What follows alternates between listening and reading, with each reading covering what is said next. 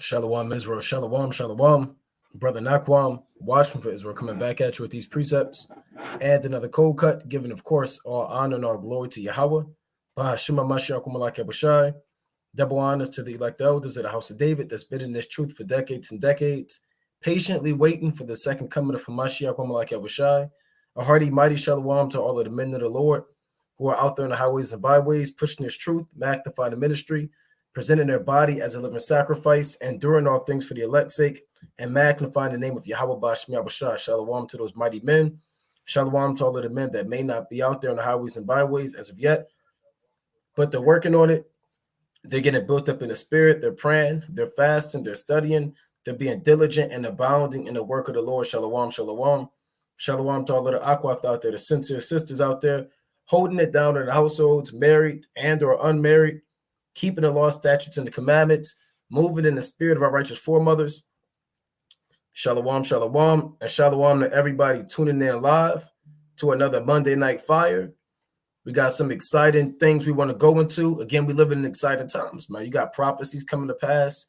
Right after a week of earthquakes, you got chariot sightings. You have Esau doing all types of sorcery and putting images in the sky and saying one thing is a balloon or it's not a UFO, and we shot down a UFO or we didn't shoot down a UFO. You have explosions and so-called environmental disasters, right, with all types of toxic chemicals being dispersed throughout the air.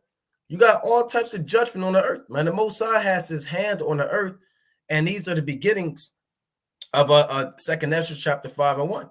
And great death being prevalent on the earth, man.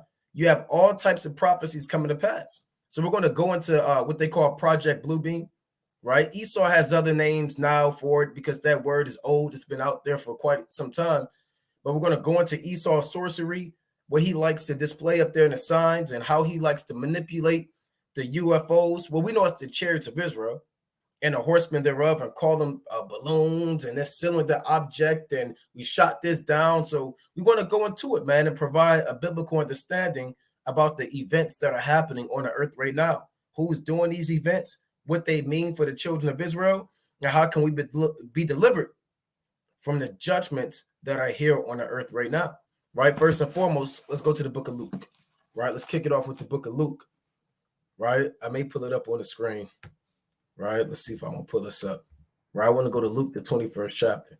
So again, you have major chapters in the Bible that deal with strictly prophecy, and we always discuss those major chapters. You have a lot of chapters, but you have Matthew, the 24th chapter. That's a heavy chapter into prophecy. Luke, the 21st chapter.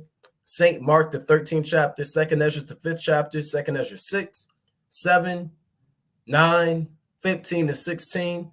Those are key chapters of prophecy. The entire book of Revelation, Zechariah, Ezekiel, particular chapters in Jeremiah, Isaiah. These are heavy chapters laden with biblical prophecy. So I want to go into the book of Luke, right? Let's go into St. Luke. I want to show this on the screen to actually show you what time we're living in right now. Anything, right? Hold on. Okay. Anything and everything that you see happening on the earth can be found in the Bible. All right. And I'm going to show you that through the spirit and power of Yahweh, Yahweh Shai. All right. So this is St. Luke chapter 21. And I'm going to jump down to verse 5. And as some spake of the temple, how it was adorned with goodly stones and the gifts, he said, as for these things which ye behold, this is what Yahweh Shai said, who the world calls Jesus Christ. The days will come in the which there shall not be left one stone upon another that shall not be thrown down. And I believe we kicked off one of the last Monday Night Fires with this verse, man. And we're going to keep reading these verses. There is no expiration date on the precept. There's no cap limit. There's no, okay, you read Luke 21 and 6 5 times. Okay, now you can't read it no more. You got to read that next month. No, man, as long as the spirit is speaking, and as long as these prophecies are coming to pass, day after day, we have to go into the scriptures, man. Right? So that Yahweh Shah told them as they were looking at the temple that Herod was building up upon to that day, Yahushua said that temple is going to be thrown down, but in the spirit, he's also talking about these different buildings, skyscrapers and condominiums and high rises and all of these illustrious buildings that these nations dwell in. All of these stones are going to be thrown down, right? Verse 7. And they asked him, saying, Master, when shall these things be? And what sign will there be when these things shall come to pass? Because the Most High is going to lead you a crumb trail, for lack of better terms. There's going to be hints and clues and signs that you're going to be able to watch happen on the earth to let you know how close you are to Yahweh's second return or second coming. The Lord is coming like a thief in the night. We understand that. But he's coming like a thief in the night, mainly to those who walk in darkness. Right? I'm going to go back to this, but I'm going to prove that. Right? Because we often talk about that. They even say that in the world, man, the thief in the night. Spirit, but we understand that there are certain judgments and prophecies that the Most High is doing where we have somewhat of an inclination of how close we are into the second coming. We may not know the day, the month, and the hour, and a year, but based off of the prophecies, we can gauge in the spirit how soon we are to getting out of here, man. Right? So this 1 Thessalonians chapter 5 and 1. But if the times, Salakia, if I can turn this up. Okay, the other way. Okay, Salaki, bear with me. Okay, but if the times and the seasons, brethren, ye have no need that I write unto you. For yourselves know perfectly that the day of the Lord so cometh as a thief in the night. So when it says like a thief in the night, it's about to break down what that's going into. All right, that's an unexpected attack, the element of surprise. So Yahushua is going to come to the dismay of the people of the earth because they don't believe in the Most High. They don't believe in the prophecies. They don't believe in Yahushua, man. Right? They're believing all of this stuff that Esau said.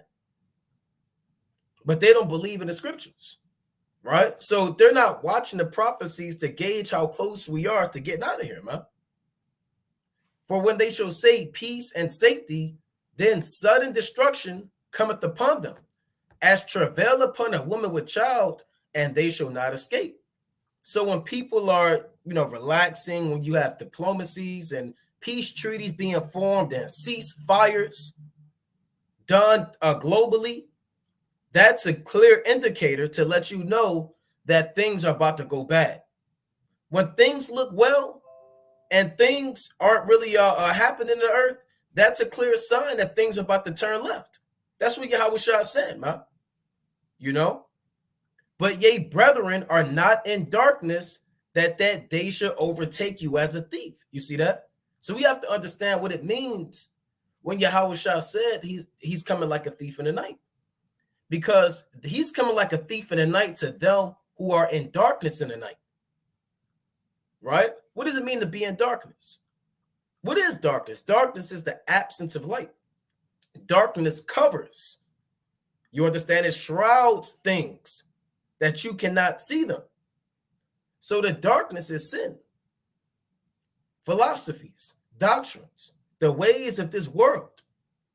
Those who accept this system, those who bow down to the beast, those who are eating unclean foods, breaking the Sabbath, reveling, celebrating these worldly holidays. These are the people that walk in darkness. They're not looking into 2 Ezra 9 and 1. They're not reading 2 Ezra 5. They're not going into Matthew, the 24th chapter, about signs and wonders that this devil is going to do in the last days. When they shall say here or lo here and lo there, believe it not. They're not watching that, man. They're trying to get the inside scoop from CNN, Fox News, MSNBC. So they're completely oblivious to what the Most High is doing on the earth. Therefore, they're walking in darkness and they're stumbling into this deep ditch, man. It reads, but ye, brethren, are not in darkness, that day shall overtake you as a thief. Ye are all the children of light and the children of the day. We are not of the night nor of darkness. And that goes into the account of Genesis.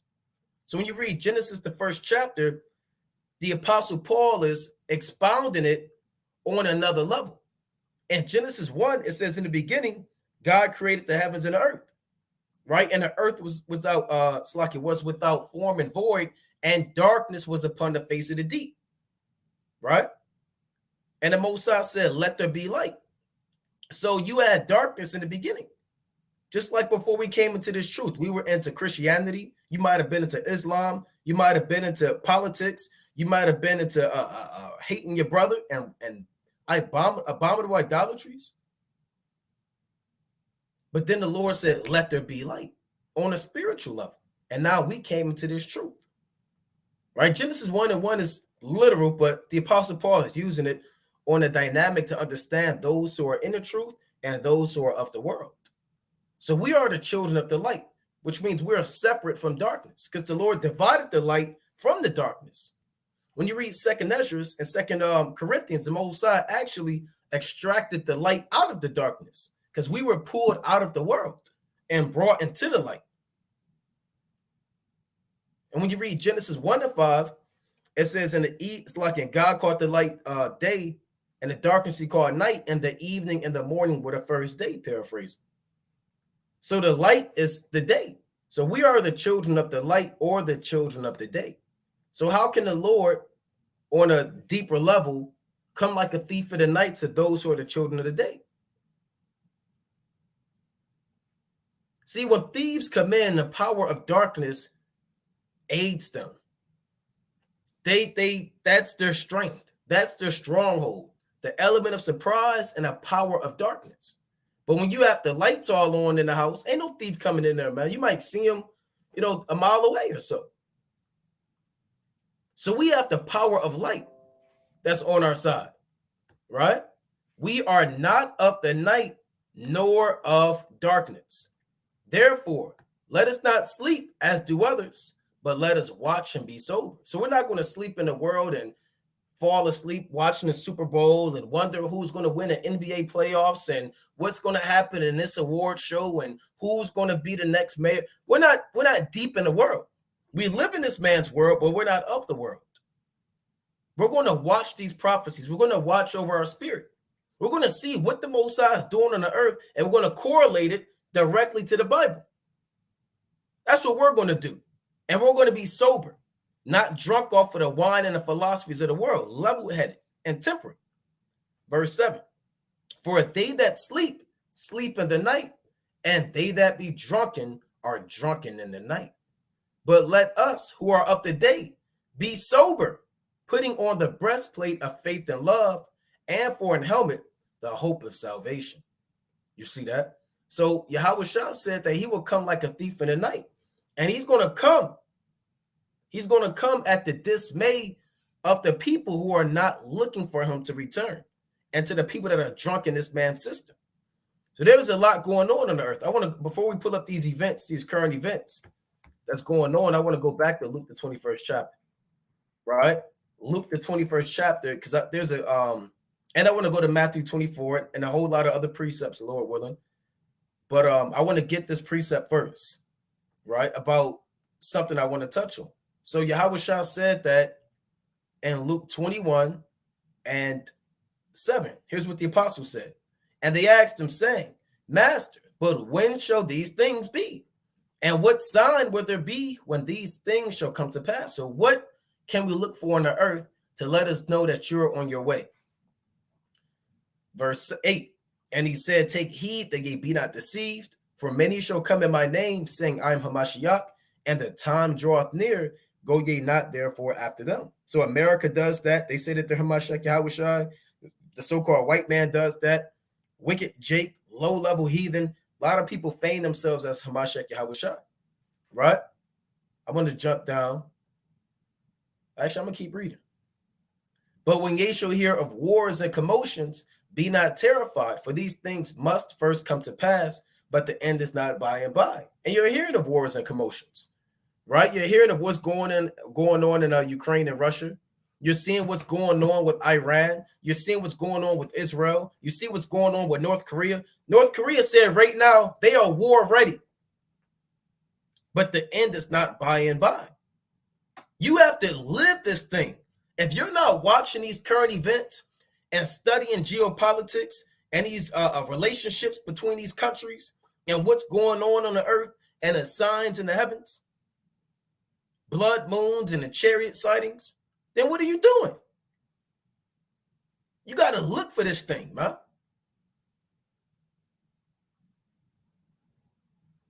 Read on. Then said he unto them, nation shall rise against nation and kingdom against kingdom. You see that going on now, but it's going to escalate. And great earthquakes, here's what I wanted to touch on. And great earthquakes shall be in diverse places. Didn't they just have the earthquake that killed 20,000, I believe what, 27,000 people?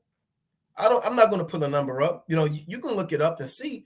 Well over 20, maybe 23,000 people are dead by the hand of the Most High. So you have these prophecies.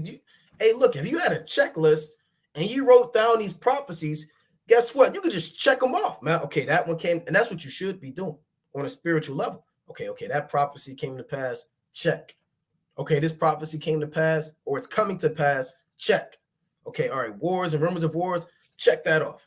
Okay, great death is happening, check that off. So now you got prophecies that are being, okay, the Israelites waking up, the dry bones, check.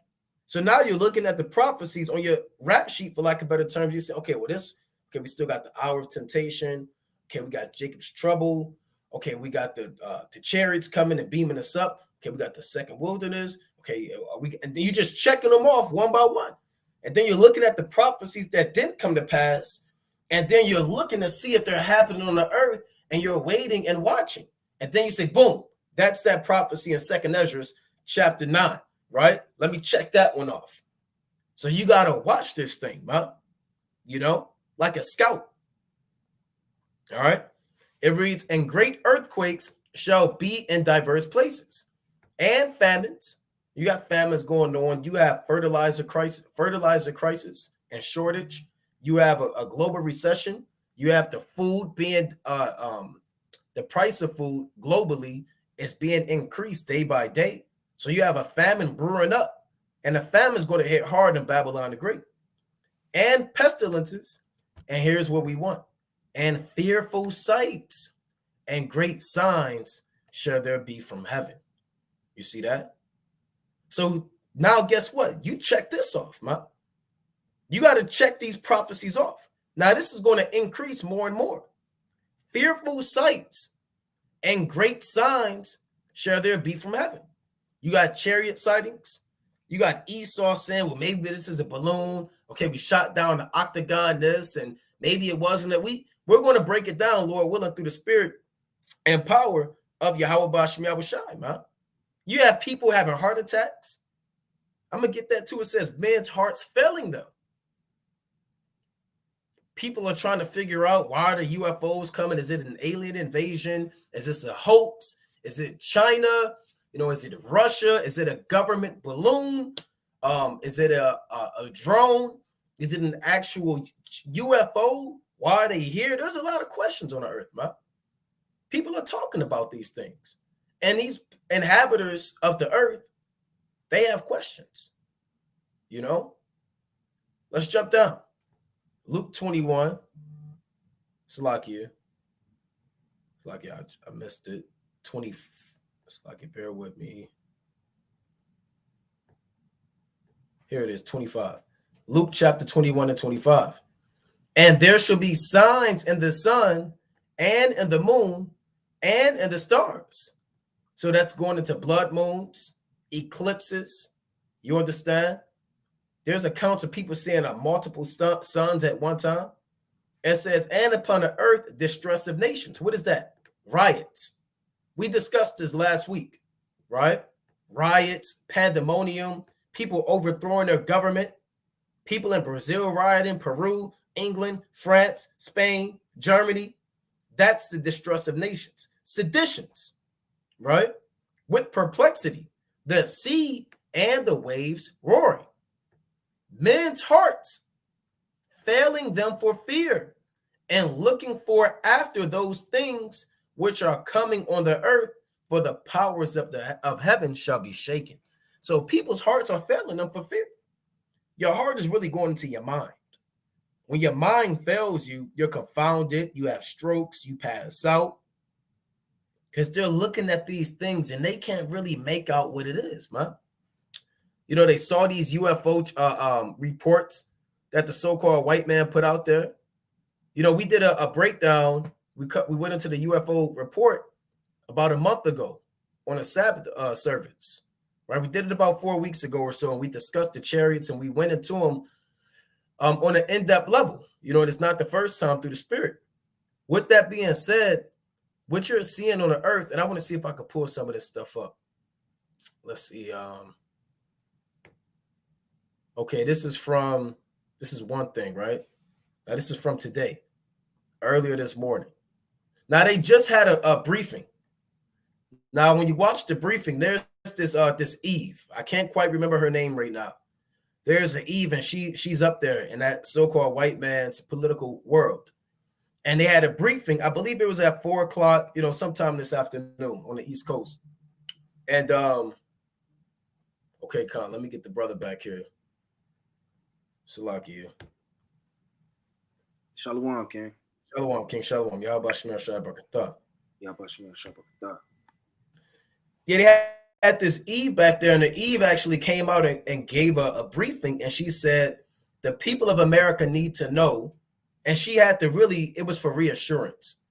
You know, a lot of these people, not a lot of them, all of these guys are actors, right? You can say, well, not Quam or Ryan, prove it. We're not there. We don't have to, they read off a teleprompter. They have scripts. They have writers. They have guys that are literally telling them what to say. They're looking at the camera and they're not speaking from the so-called heart. They're not speaking out of emotions. They're not tapped into their feelings. They're reading what somebody set up, man.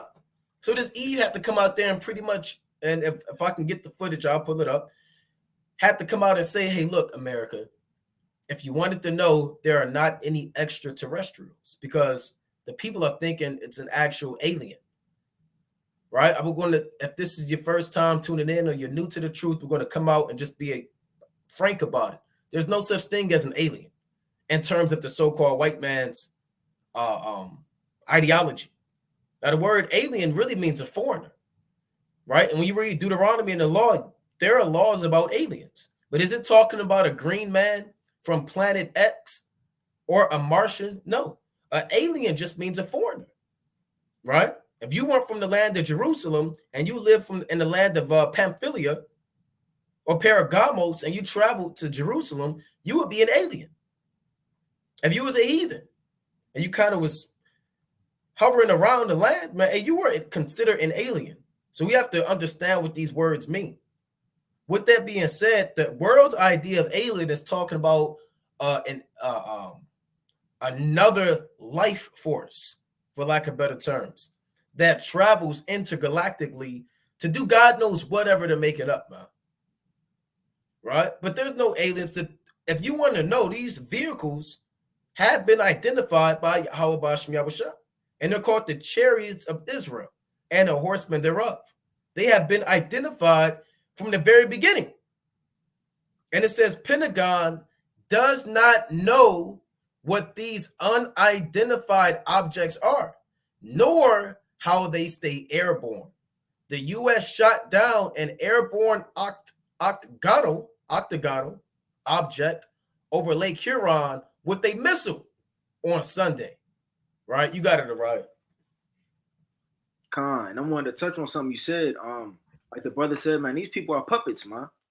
Right? They just reading the script, a teleprompter. Right? Let me get that real fast. In the book of Judges, chapter 9 and verse number 4. It says, and they gave them 70 pieces of silver out of the house of Bethel, wherefore Abimelech hired vain and light persons which followed him. So when Abimelech was killing all his brothers to become king, he was hiring vain people just to follow him around. And that's what all of these so-called senators and all of these men in suits, politicians and all of these leaders, they're nothing but puppets that follow around the main agenda. And like the brother was bringing out, right, alien just means foreigner. Right? When you read the book of Lamentations, chapter 5 and verse 2, it says, our inheritance is turned to strangers. Who are the strangers? The other nations. They ravished the temple, spoiled the goods. It says, our houses to aliens. We are orphans and fatherless, our mothers as our widows. Check that out. So the Lord is telling you plain upon table that our houses got spoiled by strangers and aliens. It's not talking about an alien invasion that came down and spoiled our households. The other nations, the strangers, the aliens, right? They would be the foreigners that the Bible was speaking about. There's no such thing like the brother was going into of strange men and other planets, man. That's Esau's witchcraft to berate your mind. And the elites know what's going on, man. The elites know there's a so-called black messiah. The elites know on a deeper level what's going on. But these fools and these politicians and a lot of these men that read these teleprompters, they're just pushing sorcery and the main agenda. You got it. Khan, and you know, this is from End Time Headlines, which is another alternative media site, you know, that brothers tend to, and we like to corroborate these with multiple sources, so we don't just take one and run away with it. The law says out of the mouth of 2 or 3 witnesses shall a matter be established, and Deuteronomy 19, Matthew 18, and plenty of other precepts, right? So this from End Time Headlines, and he's the guy who's the public face for the United States military operations on a particular level. Now it says the Pentagon claims they have not recovered any debris from 3 UFOs shot down. Now, sometimes they're saying these things are UFOs. Sometimes they're saying that they're balloons. Sometimes they're saying they're shooting down hovering objects. You know, they're putting a lot out there right now, man. And guess what? Is this done by accident? Don't you know that America runs off of an agenda? Do you have a particular playbook, for lack of better terms, that they follow, that the masses of the people don't know? This is a wicked, dark system. All right, let me get this precept real quick. This is an extremely dark, wicked system. Let me go to Nahum chapter 3 and 4. Because a lot of brothers, you may not really know, you know, you may have came out the world and said, well, how do I know that? That's a conspiracy theory. All of this stuff is planned. This whole thing is planned. They set this stuff up, man. It's not accident.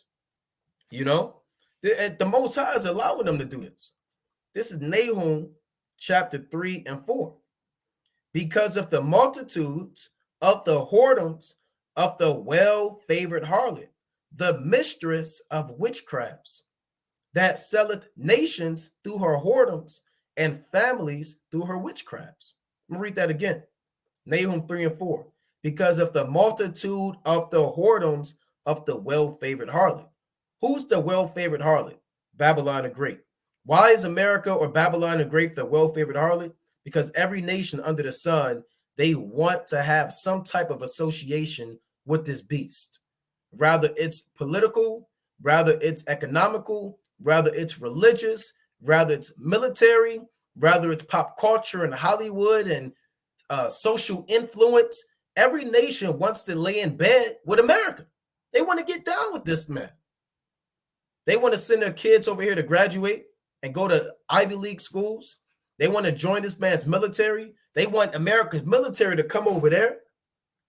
And even these Babylonians, the inhabitants of the earth, they have been bewitched by the whore, right? It says the mistress of witchcrafts. Now you may say, well, what does it have to do with this? Witchcraft, like we always say, is not always a woman with a long nose flying on a broomstick, putting snails and puppy dog tails and frogs in a pot and bubbling it and boiling it, man. That's the so-called white man's propaganda, so he won't let you know that the man in the suit is a witch or the man that's behind the scenes is a witch. He wants you to think some witch can easily be identified by having a broomstick, a black hat, and a black pot. When these guys are witches, sorcerers, and wizards, man, working on your mind, conjuring up spirits to influence the masses of people to believe in a lie. They want you to believe that they're actually shooting down unidentified objects. As if this devil, let me get this quick precept real quick. All right, one more quick precept. This Ezekiel chapter 28. right? This cuts at the so-called white man's rhetoric of this being unidentified, right? Ezekiel chapter 28 and verse 3, straight to the point. Behold, thou art wiser than Daniel. There is no secret that they can hide from thee. So the Most High is telling the so-called white man that he's wiser than Daniel. His technology, his science, pharmaceutical industry, cloning and organ transplants and making babies in a laboratory off of a petri dish. He's wiser than Daniel. And it says there is no secret that you could hide from the so-called white man. He knows your blood type, your organ type, where you dwell at, how long you were in Walmart today, right? Your address. You don't think he knows what these things are in the sky, man? He knows what a balloon is, what a blimp is, and what a chariot is, man. There is nothing that's flying that this devil don't know, man. He has sought out the secrets of the earth. He has sent archaeologists worldwide to uncover ancient understandings, man. Top Ivy League scholars, archaeologists, scientists, physicists, engineers to study the elements and the ways of the world. This devil's he know the deal, man. But what he's doing is he's bewitching the minds of the people to have you believe that they're either shooting down UFOs, that this is sent from China, or that this is some object that nobody knows what it is, man. But you got it, King. And to touch on that point too, a lot of the times they do that, play with your mind on that sorcery end because he wants to have all the answers. You go on Google, right? You type in anything in Google, there's an answer. And when the people don't have a so-called answer, the people start to not be able to be mind controlled. If you give everybody an answer, that kind of calms them down. Okay, the store will open back up the 25th. We don't have any meat in the stores. Then okay. It's not the 25th yet. It kind of calmed down the multitudes and the populations, man. So this devil try to have everything on a grand scheme to have the so-called understanding to know these things, right? This is the book of Isaiah, chapter 47 and verse number 12. It says, stand now with thine enchantments and with the multitude of thy sorceries, wherein thou hast labored from thy youth. So the Lord says, since this nation been established, it's been dealing with sorcery from thy youth. It's not necessarily talking about a 3-year-old so-called white man. It's conjuring up spirits, man. From the youth, meaning from the very beginning, if so be thou shalt be able to profit. If so be thou mayest prevail, right? Thou art weary in the multitude of thy counsels. Let now, like the astrologers. So it lets you know that this nation and these people, they have astrologers. Yeah, this is twofold. A lot of our people, they dealt with witchcraft. But nevertheless, it's talking about these nations, man. They have astrologers. They sit on the roof, right? And you could buy a so-called Walmart, one of those telescopes, man. And now they'll be able to look and zoom in thousands of miles away. And you can look on Google Maps and see somebody's house. Like the brother was bringing out, they could track what you buy, man, on the internet. You could be looking up something, go to the next site, it's right there, 50% off. How does he know what you're doing, what you're looking at? Hey, everything you do is being watched. They have an alliance called Five Eyes, which tracks all the alliance and all of the intel with diverse nations, man. And America's in it. So Five Eyes is watching. The so-called white man is watching. Everybody's watching you. Everything you do, tracked electronically. It says stargazers. So these devils, they stargaze, man. They up in all of the so-called constellations.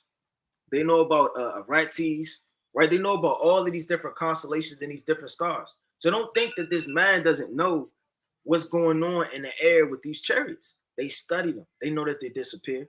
And it was a video they tried to shoot at one of them, and then the chariot disappeared. So they know that these things are not of this earth, but they're trying to put the label on, right, to shoot them down, to make you to believe that this beast can nobody take down this beast. It says, the stargazers and monthly prognosticators stand up and save thee from these things that shall come upon thee.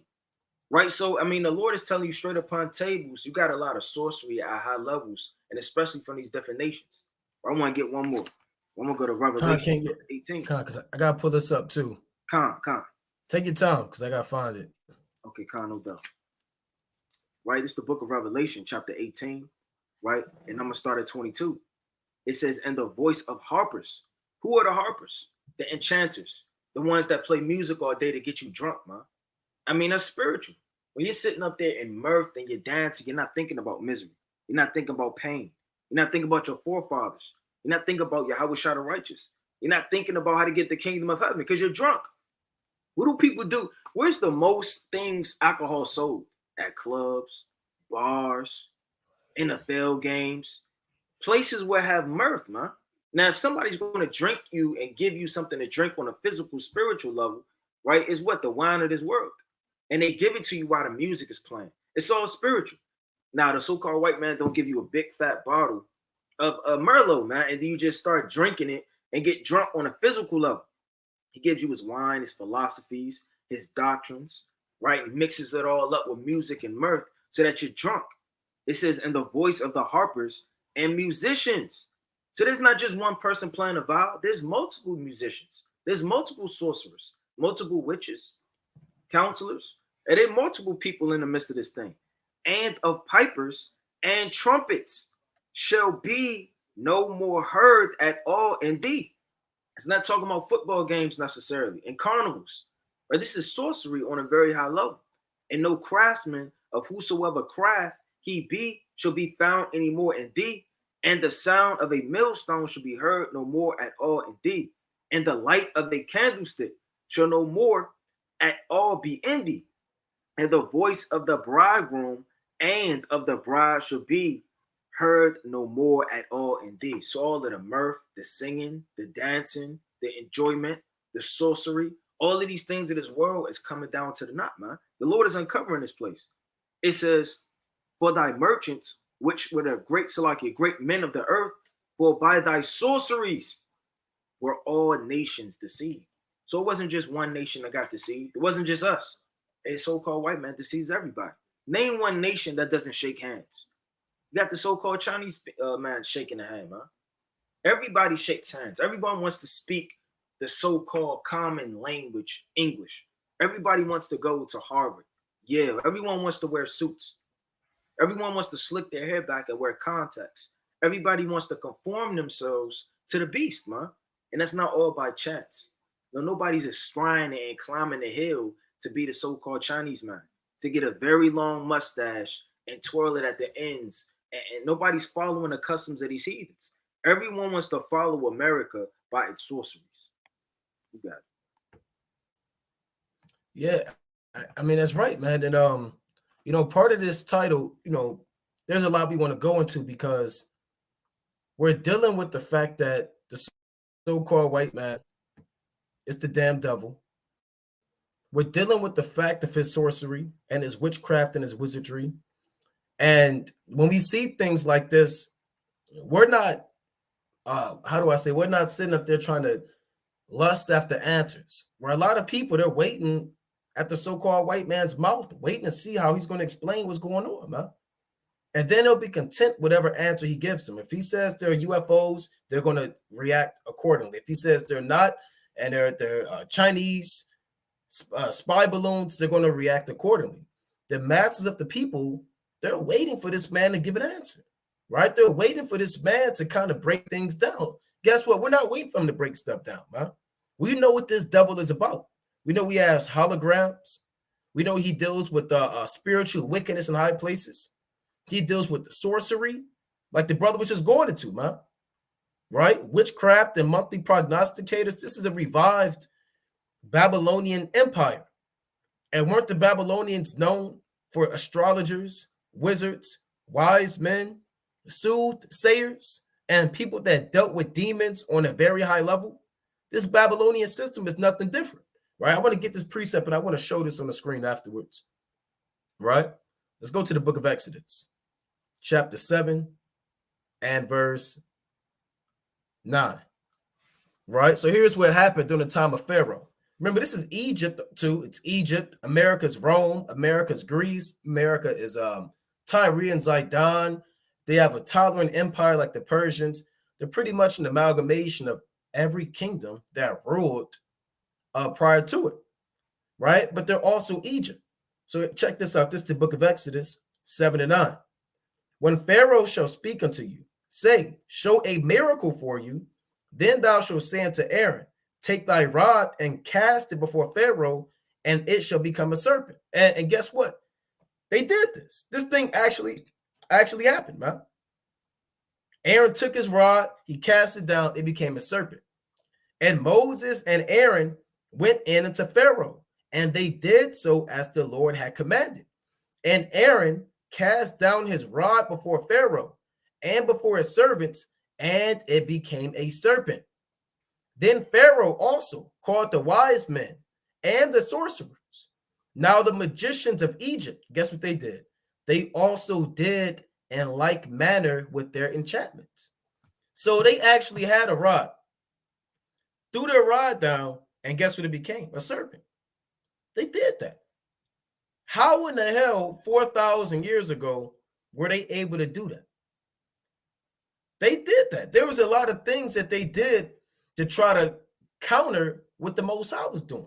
Now, there are certain things they couldn't do. They couldn't turn the dust into lights. They couldn't mingle hell with fire, right? There are certain, they couldn't bring locusts. The Most High capped them out. There's a cap out limit for that spiritual wickedness in high places, because the Most High's light prevails above their light. That's why when you read on, it says, Exodus chapter 7 and verse 12. For they cast down every man his rod, and they became serpents, but Aaron's rod swallowed up their rods. So the power of light prevails over the power of darkness. There's a cap limit for darkness. They can only go so far. They can only do so much, but they'll never truly learn the wisdom of the Most High. With that being said, if this was done 4,000 years ago, and the Most High said iniquity shall abound, and the love of many shall wax cold, what do you think they could do now? Do you think they can only do that back then? They could do more now, man. Now you can say, well, I don't know, David Blaine. And David Blaine's he's not a real magician. He pulls cards out of hats, he'll freeze himself, but he can't do this stuff, man. You know? You may say, well, what about Chris Angel? He can't do that, man. There are men that work. Now you can say, I don't believe that. I've never seen them on the news. You don't have to. There are guys that work behind the scenes, and they can do dark magic, what they call dark magic, or Esau calls it black magic. And they can actually do these things, but that times 10 today, man. They can bewitch people, put a spell on you. They got MK Ultra or CIA. They invented LSD and DMT, and you eat it and you're psychedelic and you bug out and you're stuck in another zone. And there's all types of stuff they do, man. And laboratories and wizards, and they putting spells on music. And don't think that this system is just, you know, the land of the free. This is a very, very, very dark, demonic kingdom, you know? But you got it, right. I want to pull this up after you're done. Con. I got to make sure I can play the brother it. going into, like, let me pull this quick precept. Then I'm going to give something, Wisdom of Solomon. See if this one. Hey, man, but this place is wicked, man. It's the book of 2 Corinthians 11 and 13. For such are false apostles, deceitful workers, transforming themselves into the apostles of Yahushua. And that's what this kingdom does. They transform themselves into something in the light. They transform themselves into Jesus Christ. They transform themselves as that nice cross at the top of the church, man, with all of the lights blinking to it and all of the arrows pointing this way. And if you believe, come in, right, at 11 o'clock, right? They transform themselves with aspiring to be a football player, basketball player. All of these things people look at as light. What's wrong with it? What's wrong with being a rapper? What's wrong with being this? What's wrong with being that? All it's doing is pulling you into destruction, to pollute and overthrow your mind.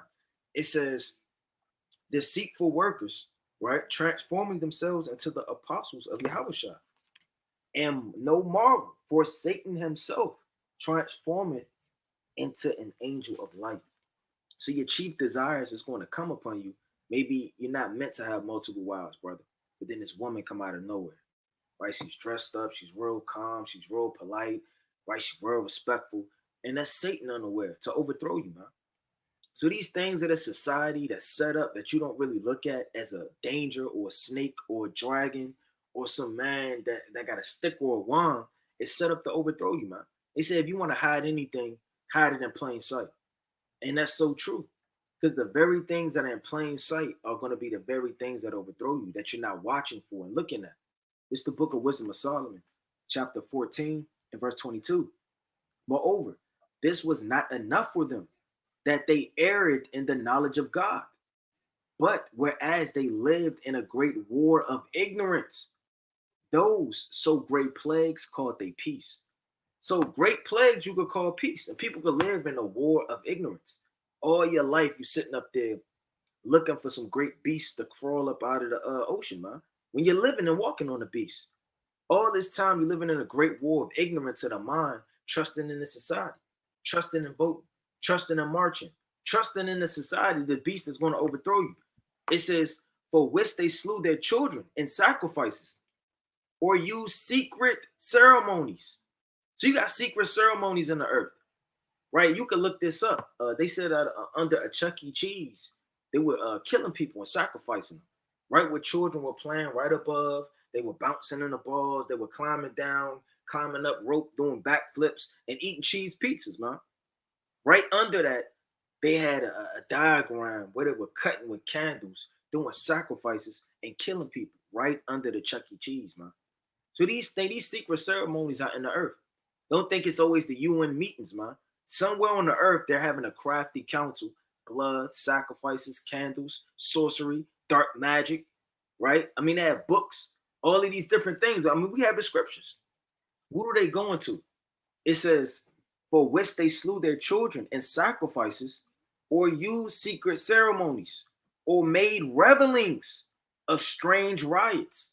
I mean, when you go to a rave, they go, rave, rave, rave. Then all the lights start blinking and all people start dancing and they start banging those damn wires and the little green, whatever the hell that is, man. They start banging them green things. They start sweating. They start popping pills and everybody turn into a demon. It says made revelings. So people make revelings. You got revelings in the earth, whether that be in the whole city, right? Or whether that be underground with sorcery. It says of strange riots. So you got strange things that are riots. Every riot isn't going to be somebody picking up a trash can and throwing it through a window. You got strange different things that are on high levels of sorcery in the earth. You got it. God. And I want to show this. I believe we pulled this up. Okay, so this is just trending, right? As not too long ago, even Ukraine. First, it was Canada, right? And then after Canada, first it was actually Michigan, that area. Then before that, it was Alaska, then Canada. Now they said Japan. So now they're saying that the U.S. is destroying UFOs. Russia said it shot down a UFO last month. Everybody's saying they're shooting down UFOs, right? Everybody's saying that they're shooting down UFOs. Now there is footage, right, and videos. Now here's one of the videos right here of, and like I said, we're looking into it. We've seen chariots with our own bodily eyes, man. We saw some at camp not too long ago. In the middle of teaching, two of them just flew, right? They flew on the south side of us, man. Actually, that was the north side, like northeast. Right? While we were teaching, they flew northeast and they were just, doing their thing, man. So here's footage, alleged footage. And you got to be careful sometimes because some of this stuff be CGI, right? Some of the stuff be people making in the laboratory. So you got to be careful. You can't believe literally everything, every footage of a chariot, because a lot of people are looking to make money off of the feigned works of the Most High. So they're making false images and videos and trying to capitalize off of the works of the Lord, right? So here's an alleged footage off of the UFO that was shot down over Alaska. Let's see if I can play this.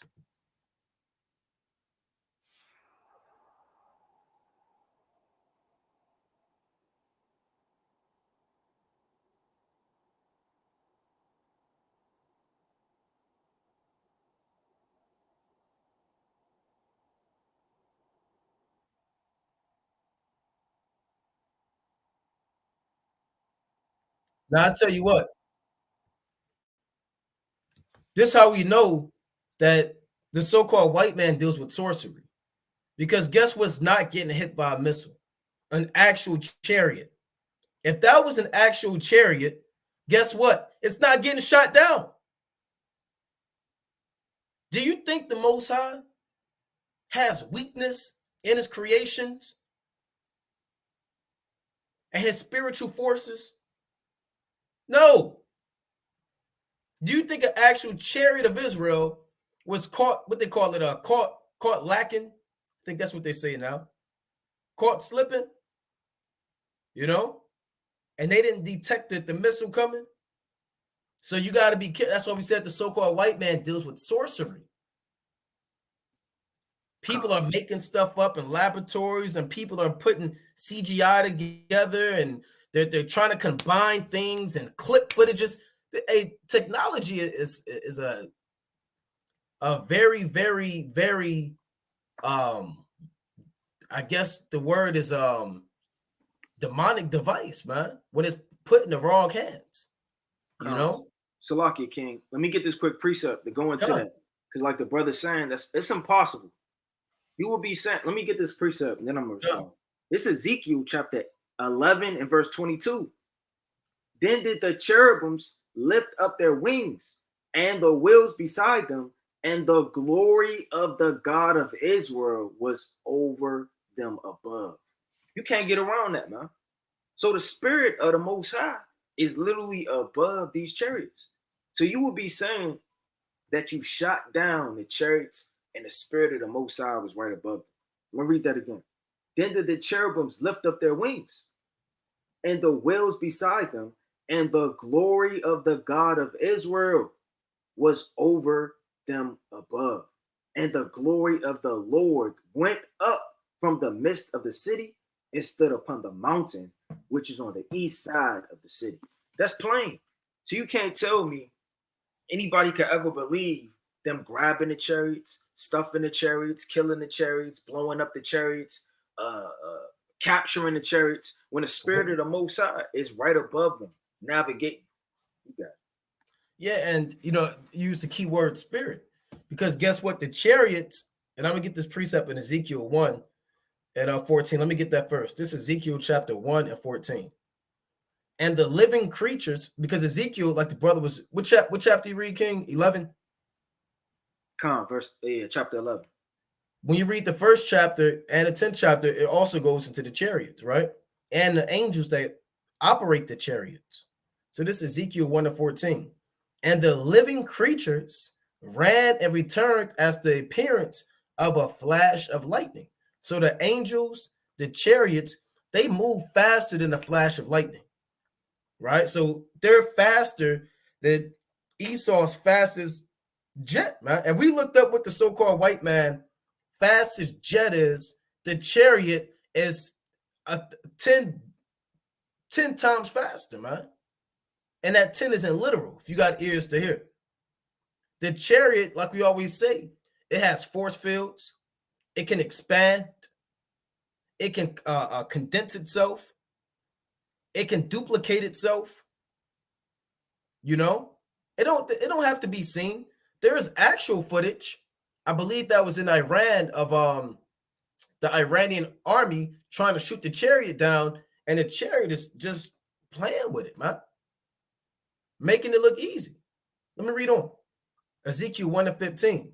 Now, as I beheld the living creatures, behold, one wheel upon the earth by the living creatures with his four faces.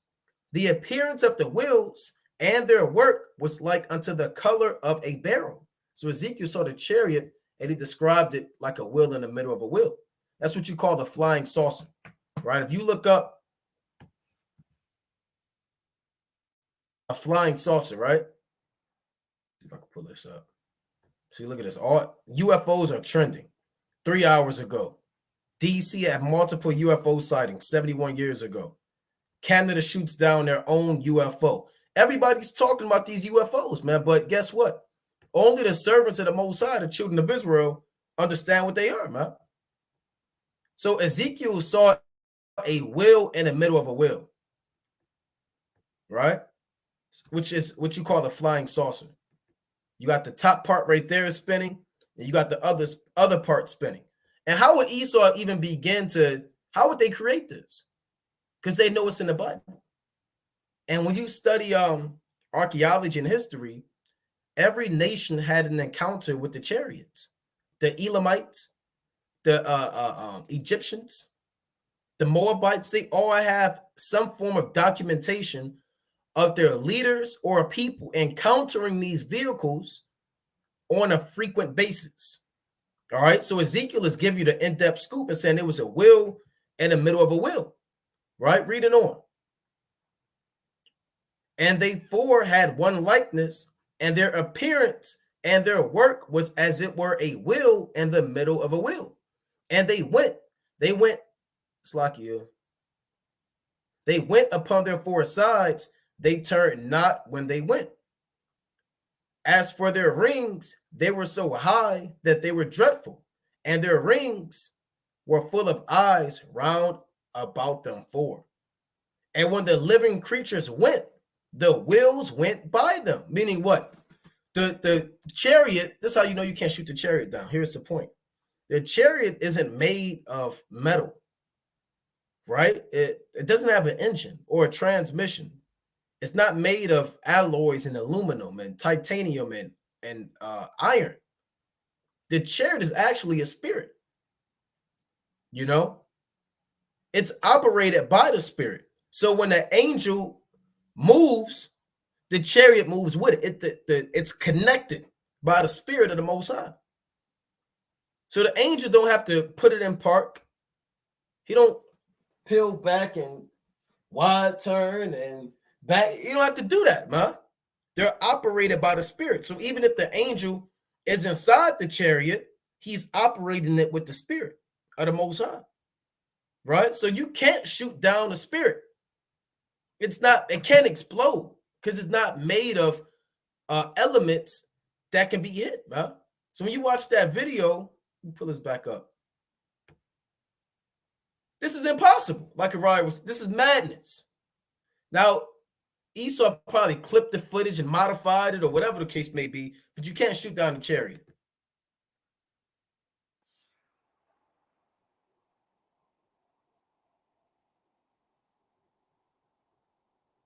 So they kind of look like they kind of clip footage and, you know, dealing with stuff.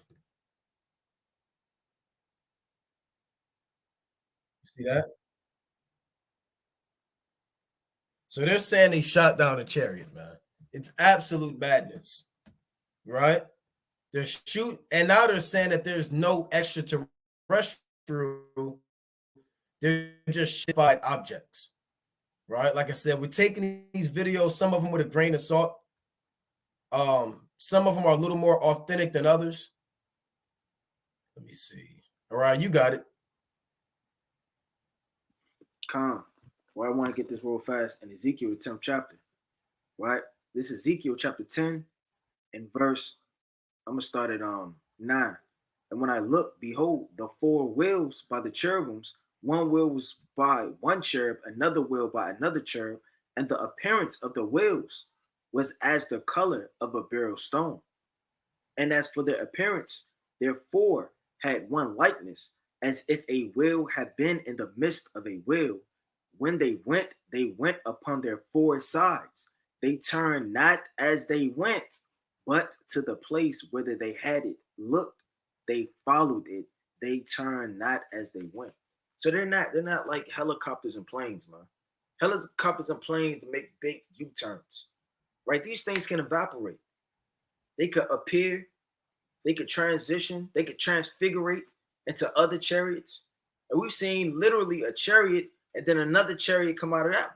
And they just keep multiplying and multiplying and multiplying, man. See, these are not things of this earth carnal that you can see. These are heavenly things from the third heaven. Now, you got to ask yourself, if Esau has infrared technology where he can see through walls, he can see your blood rate and your heat, he could look at you. I mean, you could go to the so-called doctor, he'll grab something, stick it on your head, man, and know your temperature just by putting a red dot on your head. It'll say 98.6, 96.7. This is the technology he has. And the Most High gave him that, man. So how much more does the Most High have? Let me get this quick precept in the book of Sirach. So you got to stop putting a limit on the Most High or thinking that Esau or mortal man could come up against the Heavenly Father, man. It's the book of Sirach, chapter 16, and verse number 20. No heart can think upon these things worthily, and who is able to conceive his ways? So the Lord said nobody's heart can even think upon the things that are Most High worthily to be able to break them down to completion. You're just a mortal man. It says, it is a tempest which no man can see, for the most part of his works are hid. So the Lord said the most parts are hid. We know about the angels. We know about the third heaven. We know about Yahushua. We know about the 7 mountains and second Esdras and mysteries all throughout the scriptures. And we feel like, not us specifically, but man feels very high with the knowledge that he has and possesses, man. But the Lord is saying the most parts of his creation are hid. So you know about the chariots, but what else don't you know about? What else does the Most High have in the third heaven? What else is on earth? You know about Leviathan. You know about Behemoth. You know about the firmament and waters being over top. You know a lot of things that could bug people out, man, on a carnal level. But what don't we know about? This is just what we see. What other things can the chariots do that wasn't even described in the scriptures or showed with the man? You got it. That's right. That's right. Now, I want to get this precept in the book of Matthew, the 24th chapter. Right? Let me get this in Matthew, the 24th chapter. So, going into the so-called white man and his sorcery, I want to pull this up. Right? This is St. Matthew chapter 24, and I'm gonna read verse 23. Right? St. Matthew chapter 24 and 23. There, it's like you. Then, if any man, now remember, Matthew the 24th chapter is dealing with signs at the end of the world. So Yahweh is admonishing you on what to look out for to avoid being snared up and destroyed. Right. So here's one thing: Matthew 24 and 23. Then, if any man shall say unto you, lo, here is Hamashiach, or there, believe it not. So people are they're doing it now, but people are going to do that as the time progresses, as we approach the end of this man's world. People are going to say, hey, I seen Yahweh in this cave, right? Or Yahweh, he's over here. He's returned already. He's on this mountain feeding the elect. Hey, guess what? If you don't remember that scripture, ultimately, if the Most High don't have mercy on you. But on a carnal level, if you don't remember the scripture, guess what you're going to do? You're going to go follow that guy. You're going to be caught out there. You're going to go up there and, oh, I heard the Lord is over here in the cave, or Gabriel, the angel, is appearing down and giving us food. And don't go over there, man. Come on, Gabriel's there. He's raining manna down. And Yahweh Shai, he's there teaching the scriptures. Because you're in that time, you're going to be a pilgrim on the earth, man. You're going to be desperate. You know? You're going to damn near be at your wit's end. It's going to be so bad. Yahweh Shai even said, when the Son of Man cometh, shall he find faith on the earth, in Luke chapter 18. So any so-called good news, Jake is going to run with it. Oh, wow, the Lord is over there. And you're going to go right over there. The Lord said, believe it not. Right? It reads, for there shall arise false Christs and false prophets, and shall show great signs and wonders, and so much that if it were possible, they shall deceive the very elect. So these things have to be on a high level, right? The Most High said that this devil deals with great signs and wonders, right? Now, here's one of his great signs and wonders, right? So I'm going to play this. I'm not going to play the whole thing. It's 10 minutes. I'm going to play 30 seconds of it. Now, this what Esau, and this kind of goes into what you were saying, King, because this Esau only puts out so much for you too. He doesn't reveal all of his stuff to man. He doesn't give you sell you all his guns in the store, man.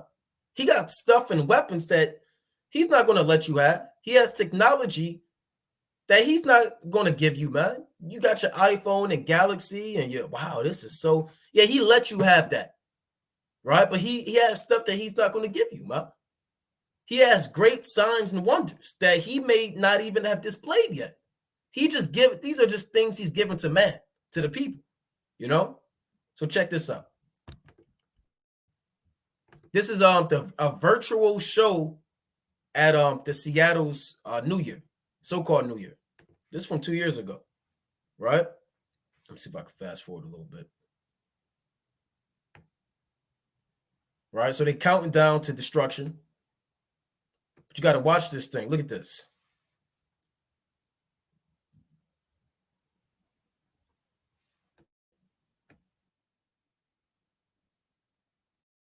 And you got that creepy music. So Esau deals with virtual reality, 7-dimensional technology, sorcery. This actually happened, man. Something goes on. Sometimes you can only see the phone. Sometimes just right there, you can visibly see it.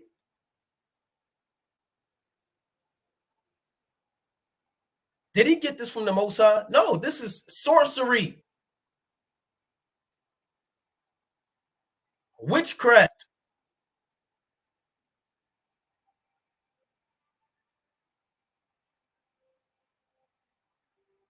See if I can fast forward a little bit because it gets more intense.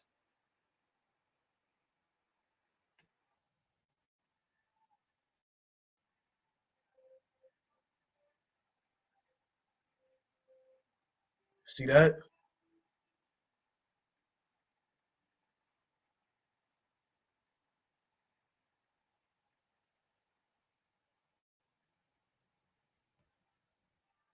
So that's the point, man. This devil, I'm not going to play the whole thing. You can watch it on your own.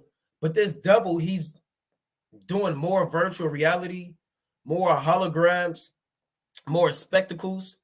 There are things where they actually, if you got certain glasses on, you can see birds. They did one with the Baltimore Ravens mascot that flew in the stadium. They got whales that can splash in water. This devil got all types of stuff, man. Right? But you got it, King. This is the book of Revelation, right? Chapter 13 and verse number 14. I'm going to start at 13. It says, and he doeth great wonders, so that he maketh fire come down from heaven on the earth in the sight of men. It's talking about the bombs, man, and the nukes. So he does great wonders in the sight of man. Right before the so-called white man and before the technology be able to have drones, helicopters, missiles, World War III elements and things, these things wasn't raining down on earth, man. Only the prophets did that. Elijah, you understand? So for him to image and come after on the left-hand side the works and miracles of the Most High is a great sign and wonder. It says, and deceiveth them that dwell on the earth by the means of those miracles. So who deceive man? Because they'll see it and look at him and say, well, how great is this beast? How mighty is his wars? What can't he do? He's in science, right? He can look in x-rays. This devil could look right through you, man. You put you in a machine and could look right through your bones. He could get inside of your brain with all type of rays and scans and scans. I mean, the witchcraft is at such a high level. And you got to ask yourself, how is this possible, man? How was a TV created? How was FaceTime and all of these different things and signals and satellites? How are these things possible? The Most High gave this devil the reign on earth with sorcery. Nobody could do this. No carnal man could just come up with the sorceries and the things that Esau has. It says, and deceiveth them that dwell on earth by the means of those miracles, which he had power to do in the sight of the beast, saying to them that dwell on the earth, that he should make an image to the beast, which had the wound by the sword and did live. So it's telling you in the scriptures, right, prophesying that this devil would do what? He will come on the earth and deceive the many men and women that dwell on the earth by sorceries, man. When you go to the book of 1 Samuel, the 28th chapter, you literally had a witch in the Bible. Now, you can't just say, well, I don't know, just making it up, or brothers are stretching it. It says sorcery, but, you don't want to stretch it into a doctrine. No, there's actually a witch in the Bible. Doesn't it say in the law, thou shalt not suffer a witch to live, man? Meaning what? There were many witches in the ancient world that did many sorceries. And the Lord law was so strong with judgment on that specific subject, he says nothing to talk about. Just kill them straight up. Not even suffer them to live, because they're going to berate you, bewitch you, and they're going to cast spells on you and overthrow you. Right? This is the book of 1 Samuel, chapter 28 and 13. It says, and the king said unto her, be not afraid, for what sawest thou? So Saul's not coming up to this woman because of how she dresses. He knows on a spiritual level what this woman is capable of doing. So he knows that this woman could literally shoot him, whether it be spiritual things, sorcery, maybe the future. You don't know what the mindset of Saul was in depthly on a deeper level as he was coming up. Yeah, he wanted to know why the Most High wasn't dealing with him and things like that. He was desperate, but nevertheless, he knew who to come to. It says, and the woman said unto Saul, I saw gods ascending out of the earth. So this witch actually seen gods ascending in and out of the earth, and that's spiritual. So spiritual things aren't just always seen, just because you have fringes on. People conjure up magic, they go through portals, and they do all type of sorcery and witchcraft, man. They got things called chakras and putting people to sleep. There's a movie called Get Out, and they literally hypnosis, and they just hypnotize men, hypnotize women, put them in a low state, and they put spells on them and start to having them feel like they're in a different place. Now the next thing you know, they're tapping into their mind, making them revisit childhood dreams and memories through visions. So these things aren't always just laughed at on a carnal level in the movies. And I'm not scared of that. Oh, that's folktale.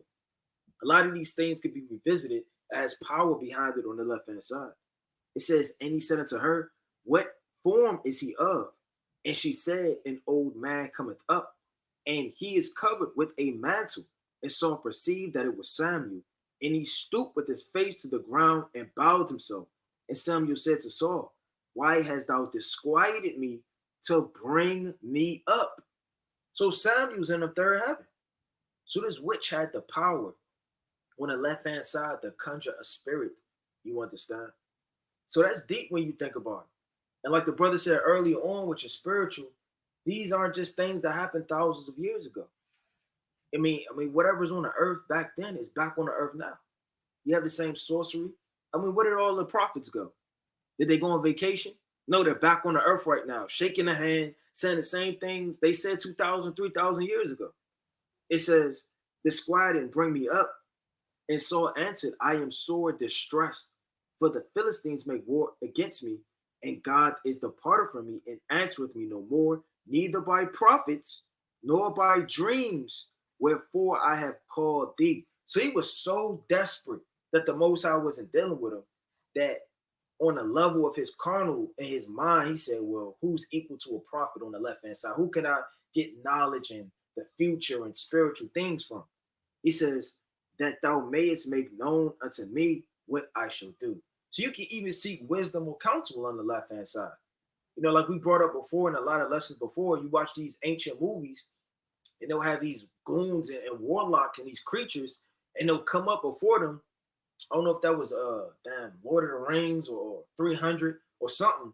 But it was like this creature, and they would come up before it or somebody, and they'll say what they ought to do, right? Ask some counsel. So these things, they happen, man, on the earth, and we can't be foolish of them. You got it, Ken. Yeah, and the so-called white man, he could feign a chariot in the sky and put a damn speaker system, and say, come over here, oh thou Israelite. He can do all types of stuff, man. Right? He could put a damn fleet. He could put like a damn drone up there. There's been times we've been at camp and seen something fly far distance. We kind of look at it like, no, that's a drone, right? Or no, that's a so-and-so, man. Because this devil, he's trying to beat the Most High. The Most High got chariots. He said, I'm going to make a drone, right? The Most High does this. Esau does this. So he's always trying to compete and try to go toe-to-toe with the Lord, man. Right? Let me get this quick precept real quick. Right? This I want to finish Matthew 24. This Matthew 24 and 25. It reads, behold, I have told you before. Wherefore, if they shall say unto you, behold, he is in the desert, go not forth. Behold, he is in the secret chambers, believe it not. For as the lightning cometh out of the east, and shineth even unto the west, so shall also the coming of the Son of Man be. So Yahweh told you how he's going to appear. You don't have to be beguiled by people and technology and people telling you whatever they perceived in their own mind. When lightning shines from the east to the west, it covers the whole sky. You can't miss it. You can see it even out your peripheral vision. You can be looking down and see a flash of lightning up in the sky because everything else lights up around it, or it lights up everything else around it, rather. That's how Yahweh's second return is going to be. Because Esau, he has his technology. Rather, he may feign the return of the Lord or not, or rather, he will make his own thing. We don't really know for sure, man, but we know he has devices to be able to beguile the people, right? So I'm going to play a little of this clip.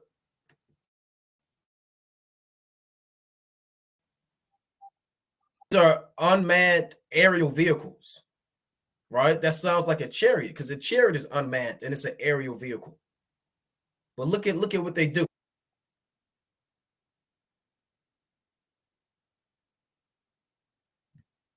Hey, if you was far away and you saw these things light up, you might not know what it is, man. You know, you can get caught out there.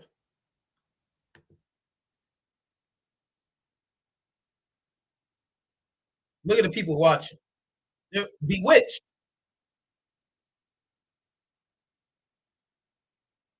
And these Moabites trying to be like the Edomites. Look at that. Making portals and all types of stuff.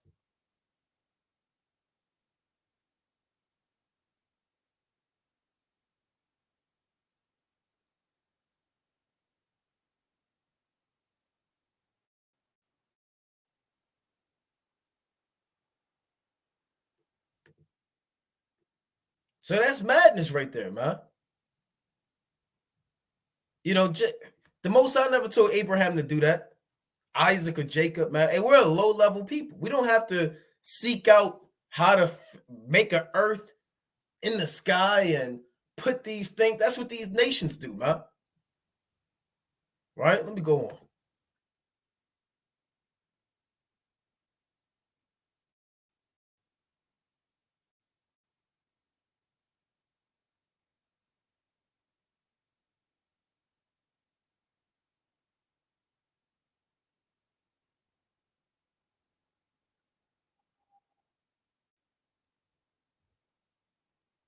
Like I said, these devils, I'm not going to play the whole thing, but these devils got technology, man. They got signs and wonders. Now, there's a thing Esau has called Project Bluebeam. It's hard to look up now, but Project Bluebeam is pretty much something that was brought out years ago, of course, but it goes into the so-called white man creating holograms to somewhat try to fake a return to the Lord, man. Right, but let me play a little bit more of this.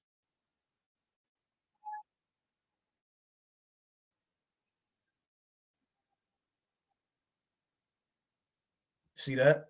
Now, I've seen videos of chariots from a distance that kind of look exactly like what I'm looking at on the screen right now.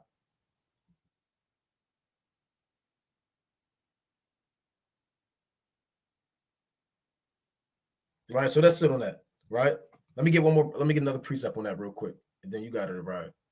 Right. So this devil. Let's go to Second Thessalonians, chapter 2, and verse 9.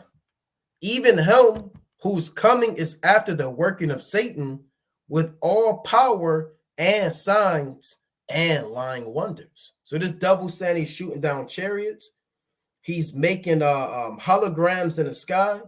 He's making drones and making them shape shift and turn into different things to bewitch the minds of the people. The Most High said with great signs and lying wonders, man. Right? But you got it, King. Khan, right? This Second Kings, right chapter 1 and verse 2. It says, and Ahijah fell down through the lacing in his upper chamber that was in Samaria, and fell and was sick. And he sent messengers and said unto them, go inquire of Baal-zebub, the god of Ekron, whether I shall recover of this disease. So, I mean, then you have another account where men are going up to these witches and warlocks, man, to seek and get understanding on the left-hand side. So don't think that they don't do that to this very day.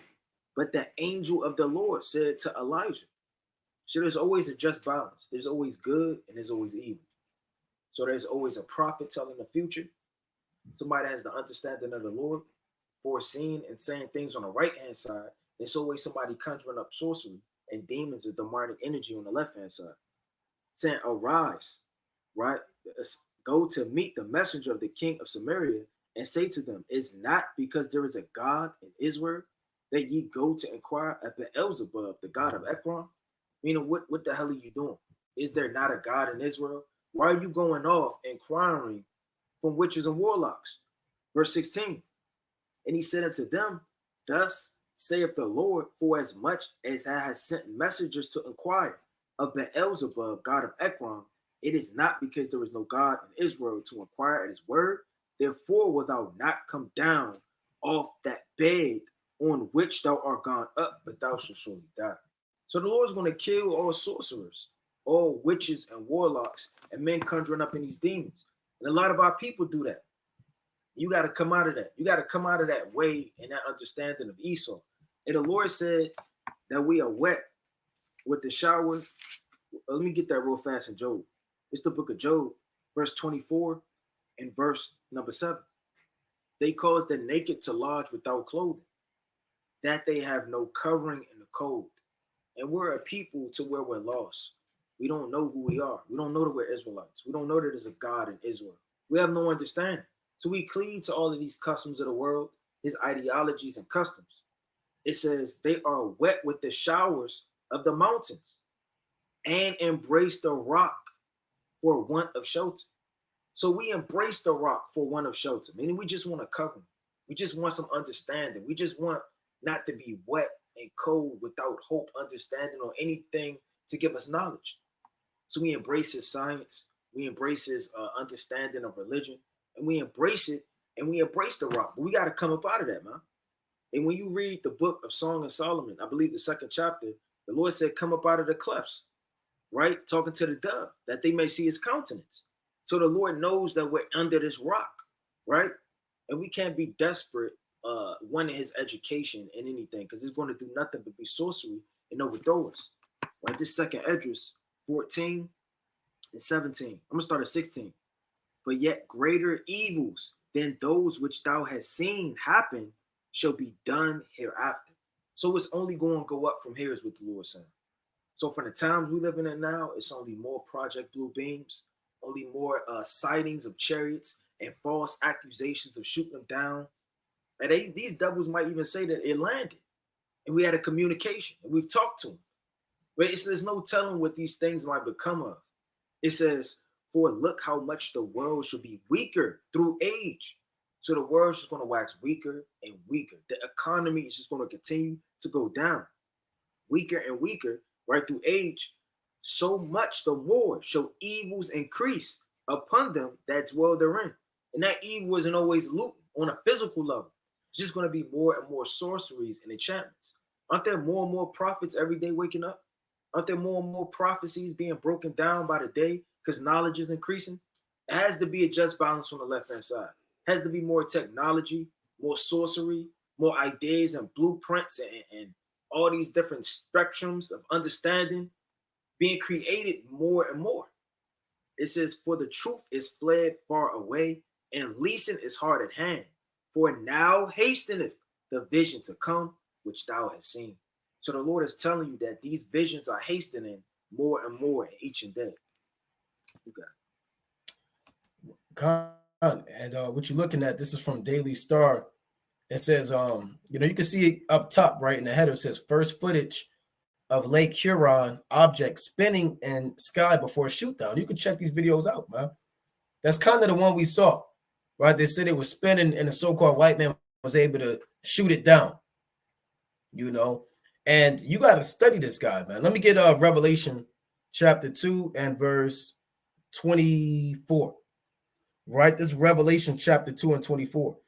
It reads, but unto you I say, Slakia, and unto the rest in Thyatira, as many as have not known this doctrine, and which have not known the depths of Satan. As they speak, I will put upon you none of the burden. So Yahweh Shah said that there are depths of Satan. So there's deep, deep demonic activity. When you read Ephesians, the 6th chapter, and 12, it says there is spiritual wickedness in high places. You got spiritual wickedness in low places. You got spiritual wickedness in medium places. Wickedness in low places like your TV, right? Or like subliminal messages, predictive programming, like the Rye was going to a hypnosis, right? Psychedelics and hallucinogens. That's low level wickedness. But then you have high level wickedness, the depths of Satan, shape shifting and creating these vehicles and chopping footage and saying he shot this chariot down, and to get into the minds of the people. Now, this comes not too long after the so-called white man put out his report. Remember, he's been building up this for lack of better terms, this rap sheet against Yahweh Bashmi Awashai, man, saying that the Navy has discovered what these vehicles are. We're going to release the classified documents. So he's been embedding in the minds of the people little by little about these chariots, man, planting into their mind to give people an idea of what these things are, to keep it fresh in their mind. That's how sorcery works. They do it little by little. Manipulation and mind control, it works by little and by little. Right? When somebody's in an abusive relationship, it doesn't just happen overnight. It's by little and by little. Huh? When people have Stockholm syndrome, it's by little and by little. When guys are kidnapped or girls are kidnapped and they love their oppressor, it's not a one-night deal, man. And this guy might feed them, then he might let them free. He might handcuff them and they could go around for 5 minutes, then he'll lock them back up. Then he'll give them 7 minutes of free time. Then he'll lock them back up for 3 days straight. Then he'll give him 8 minutes. Then he'll lock him up for 5 days straight. Then he might give him a damn Big Mac. And then it start working on their mind, man. Now they starting to kind of love this guy. He lets me free. He gives me food. So the so-called white man is a master devil. That's why the scripture speaks about the depths of Satan, man. Let me go to Isaiah real quick, chapter 19. So this is him building that report. He put out that classified document, and now all of a sudden, randomly, now he's shooting them down, right? We know you damn devils, man. We know your depths and what you got going on through the spirit. Right, let me get Isaiah 19 real quick. This is the book of Isaiah, chapter 19, and I'm going to read verse 3, right? Isaiah chapter 19 and verse 3. And the spirit of Egypt shall fail in the midst thereof, and I will destroy the counsel thereof. And they shall seek to the idols, and to the charmers, and to them that have familiar spirits, and to the wizards. So the so-called white man has wizards, men that deal with familiar spirits, charmers, and these are your top politicians, scientists, engineers, actual priests. You know, that's what they're saying is shoot down the chariots. So now people, when you see more and more real chariot sightings, you're not scared. The masses of the people, they're not going to be scared now. The white man, his military, we don't fear no alien invasion. He shoots them down at ease. And then, Jake, when you're in this man's Space Force and military, you're going to be inclined to fight against Yahweh Shai. He knows the chariots are coming. But right now, he's painting a picture of him being invincible, man. So the masses of the people don't get freaked out. You know, that's why he's doing that. He has the damage control. He knows that there are actual chariot sightings day in and day out, and that they're increasing at a phenomenal rate. But now, all of a sudden, he can shoot them down. He wasn't shooting them down back then. Why is he saying he's shooting them down? To bewitch the masses of Americans, man. So they could trust in the beast and not fear the Most High. Right? It says, baffled U.S. pilots who shot down mystery object say it interfered with sensors. Would you believe that? The Most High, he's interfering with the so-called white man's sensors. Scientists alien concern after finding space object sending signals to Earth. UFO expert explains new sightings and alien hunters shouldn't be disappointed. Last one, object shot down over US could be alien or extraterrestrial. So they switching it up. Sometimes it's not, sometimes it is, man. Right? But you got it, King. Con. And that's just madness, man. It's just madness. It's the book of Acts, chapter 8 and verse 9. But there was a certain man called Simon, which before time in the same city used sorcery, and bewitched the people of Samaria, giving out that himself was some great one. And that's what America does. They bewitch the minds of people with sorcery. And they bewitch themselves and put themselves on a pedestal like there's some great one, man. Like they're invincible. Nobody could touch the beast. Nobody could come up against the beast. This is the greatest nation ever formed and will ever be. It's going to last forever. We always say at camp, how long you think the kingdom going to last? Well, forever. Then they keep walking. Oh, I don't know. I'm living, having a good time. Then they just keep going. Right? These people really think their inward thought is that the houses will continue forever, man, like it says in Psalm chapter 49. Right? It says, Salakia, to whom they all gave heed, from the least to the greatest. So from the least people in this city, right, to the greatest people of Samaria, they was giving heed to the sorcerer, man. And that could be with the people. You can have a man of understanding. He can start giving heed to these sorceries, because the sorcery is going to increase more and more in the last days. That's why it's very, very important to come out of the scriptures and not base all your breakdowns or any of your breakdowns on things that are just coming out, and you're just not going into precepts anymore. Now you're leaning on your own understanding. Now you're trusting in the beast, reading the newspaper, and licking your thumb with all type of thumbprints on all of the different pages. It says, to whom they all gave heed, from the least to the greatest, saying this man is a great power of God. So they may think the image of the beast or the spirit of the beast of America, they're coming after the image of God to protect us. Who else is going to do it? Who's the so-called superhero in all of the movies? The so-called white man. He always comes to save the day. He got a cape on, right? He's always fighting off a villain. They portray themselves to be the power of God. And to him, they have regarded, because that for a long time, he had bewitched them with sorcery. So you can start believing people because they've been doing something for a long time. Well, he always been telling these stories and for a long time. Oh, yeah, trust in America. They've been continuing for X amount of years, or trust in this source, or trust in this president. He's been president for over 4 years. Trust in this person and this scientist, and he's been a doctor for over 30 years. That's the same spirit. This man was bewitching people so long that their mind didn't think for themselves. They just understood how long he'd been bewitched them. They were already under his mind control. It says, but when they believed, so like I'm going to read 11 again. And to him they have regarded, because that a long time he bewitched them with sorceries. So we got to come out of this long mind control that we've been under the American understanding and umbrella, man, and depart from iniquity and the sorceries of America. You got it.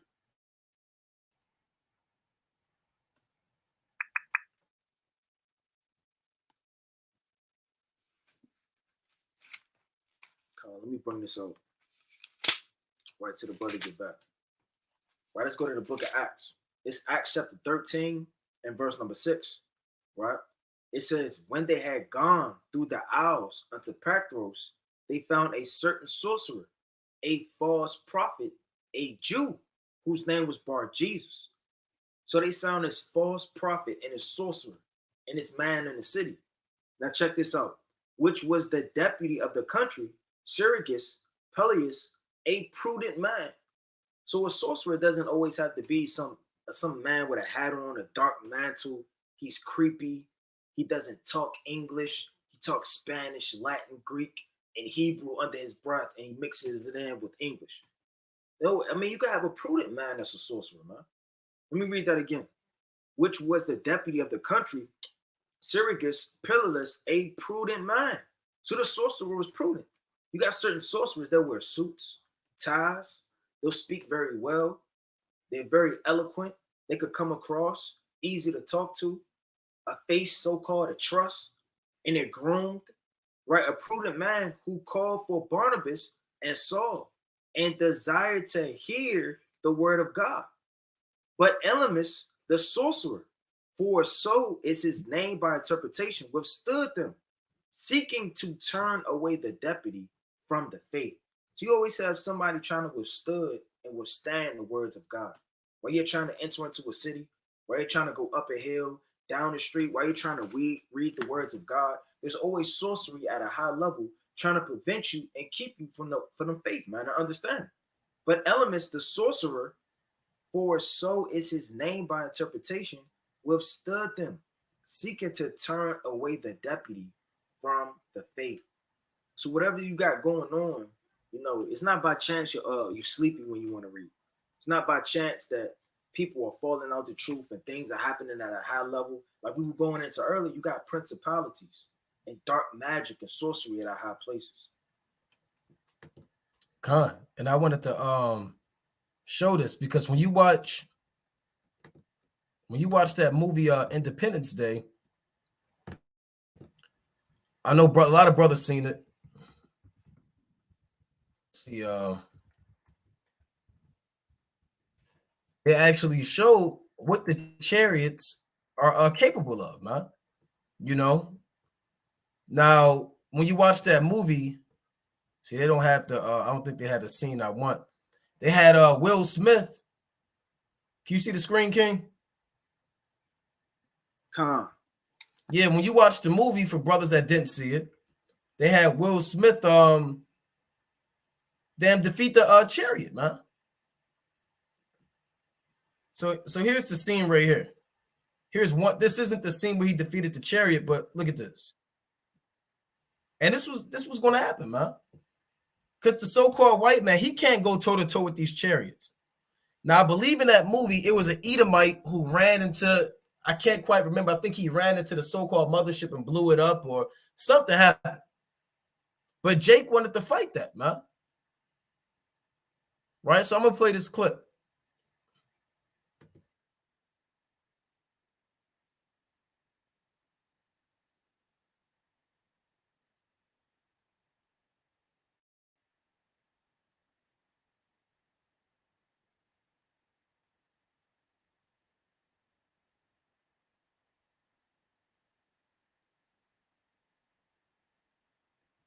See that? We got to rewind that. Right? I know certain Jakes, they watch this every day before they go to the plantation, man. They just watch Esau getting blown up by the chariots. And then they have they go to work and then a little bit ease, man.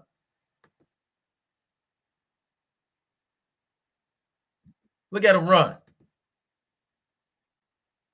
See, that's how it's going to be. Because the scriptures say the men of Babylon have forborne to fight. Let me get that precept real quick in Jeremiah, the 51st chapter. Because Esau wants you to believe he can shoot down any damn thing, man. But the Most High really let you know what this devil is about. This Jeremiah chapter 51 and 30. Right? Jeremiah 51 and 30. The mighty men of Babylon have forborne to fight. Meaning, if it really came down to it, the Edomites, they're not going to want to fight these chariots, man. That's how you know it's a hoax. It's some agenda behind that. Rather it's a distraction, and they're doing other things behind the scenes. Rather than trying to get you to worship the beast further and further. Rather than trying to get you to get in this man's system. But the Most High lets you know what the real deal is. That's why you have to go back to the Bible. Because the Bible is telling you what would really happen if it was a real UFO, which is a chariot, against a so-called white man's fighting force. Right? Let me read that again. And it tell you how fearful these devils are going to be. And it show you that in this clip right here. The mighty men of Babylon, those are your generals, your soldiers, have forborne to fight. That's where they're running away in this clip. They have remained in their holds. They're in those little military bases looking out the window. They have remained in their holds. Their might hath failed. They became as women. They have broken her dwelling places. Her bars are broken.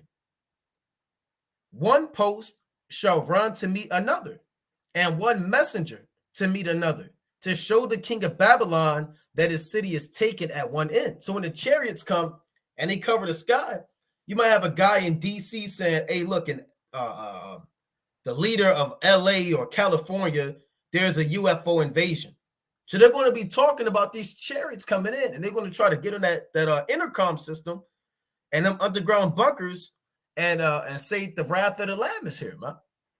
So they're going to be talking from one end of the earth as this place gets destroyed by the chariots. Right? Let me get one more real quick. All right, this is the book of Nahum, the 2nd chapter. All right, let's go to Nahum. This is Nahum chapter 2, and I'll start at verse. Well, this whole chapter is good, man. Let's see where I want to start. Actually, I'm going to do Nahum, the 3rd chapter. All right, this is Nahum chapter 3 and verse 12. Nahum 3 and 12. All thy strongholds shall be like fig trees, with the first ripe figs. If they be shaken, they shall even fall into the mouth of the eater. So the stronghold of the so-called white man now is not a wall, right? In the ancient world, you had walls that were defense systems and towers. What is the modern day wall?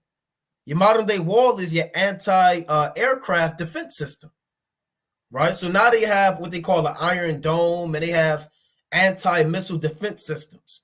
That's the modern day wall, because when these missiles come in, they have weapons that can shoot the missiles down before they hit the earth.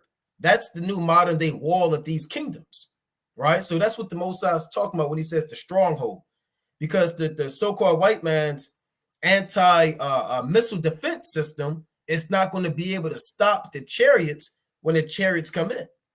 All right, reading on. Verse 13. Behold, thy people, meaning the Edomites, in the midst of thee are women. The gates of thy land shall be set wide open unto thine enemies. The fire shall devour thy bars. So the Mosai said they're going to be like a woman wide open to receive destruction. So the Mosai is talking that talk right there, man. Right? Let me play a little bit of this real quick.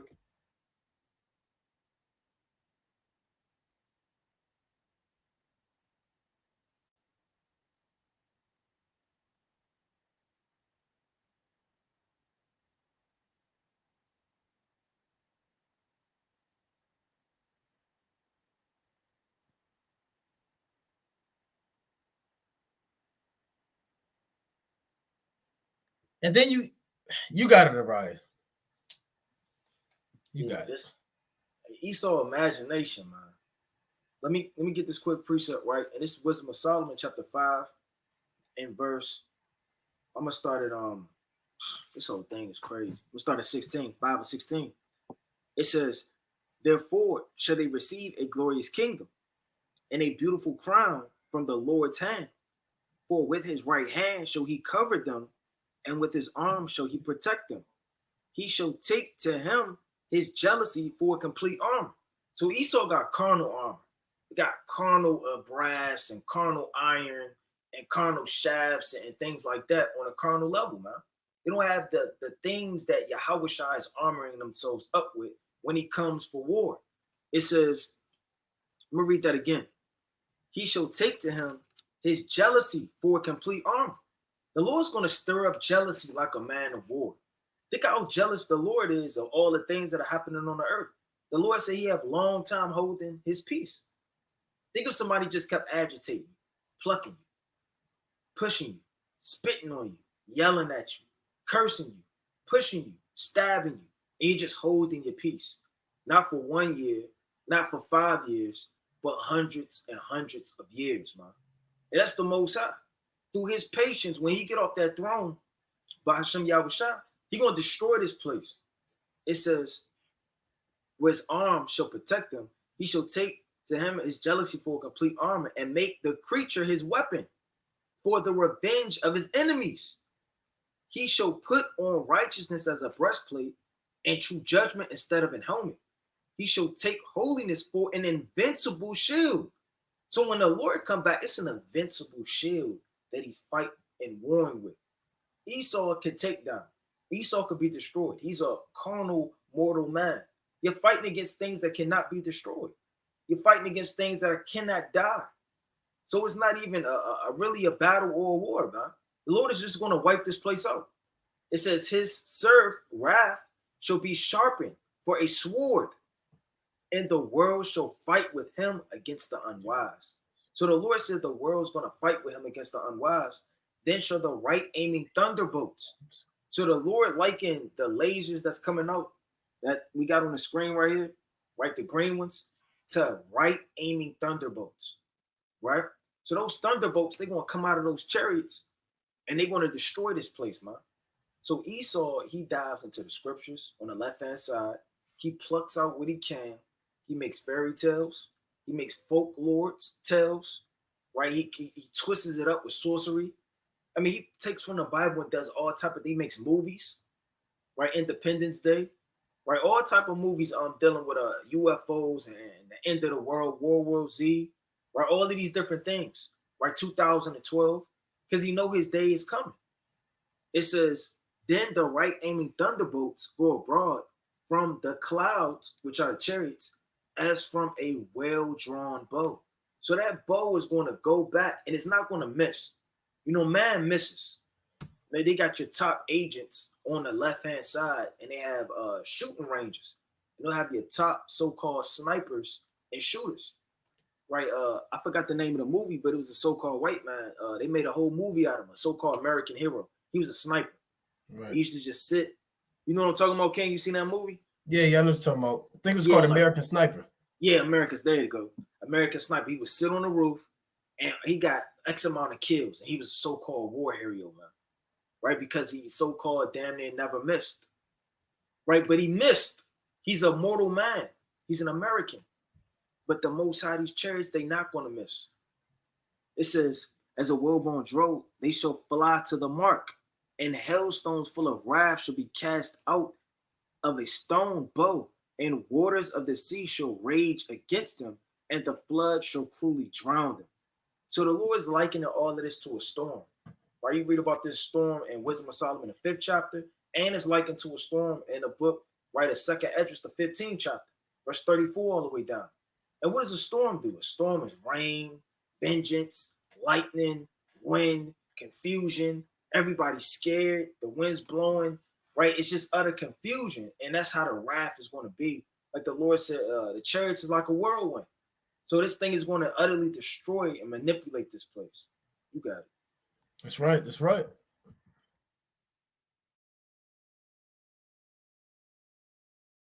Hey, when we watch this movie, I'm gonna just make this quick point. We're not rooting. You have people rooting for Will Smith, right? Hey, if I was a older, and this movie came out, and I went to the theaters, hey, and I was in the truth, I'll be the only guy in there cheering for the Chariots, man. And the people in the movie theater, they'll get mad at you. If you watch this movie now with your family, or your people of the world, or your friends, or whatever, whatever the case may be, y'all watching the video back in the day, guess what, man? If you was rooting for these aliens, so-called aliens, the Chariots, they'll look at you sideways, man. Why aren't you rooting for Will Smith? Hey, what do you hate the human race? So we're not rooting for the military, man. We're on the Chariot side, right?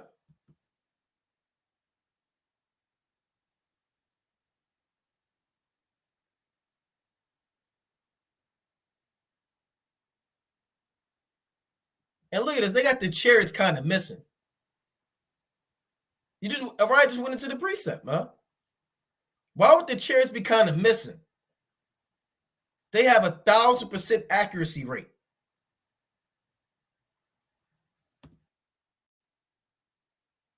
They kind of just shooting everywhere. Man could kind of run. Man is not going to be running from the Chariots, man. Well, you're not going to be getting far.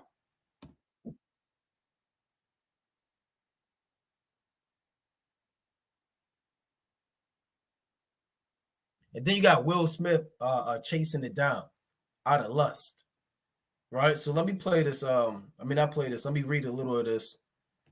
So here's the Project Bluebeam, right? So in the wake of these so-called chariot sightings and the so-called white man shooting it down, there's been Project Bluebeam talk being resurfaced on the earth. Project Bluebeam, for brothers that don't know, is a so-called conspiracy invented by Sergei Monist back in the day, right?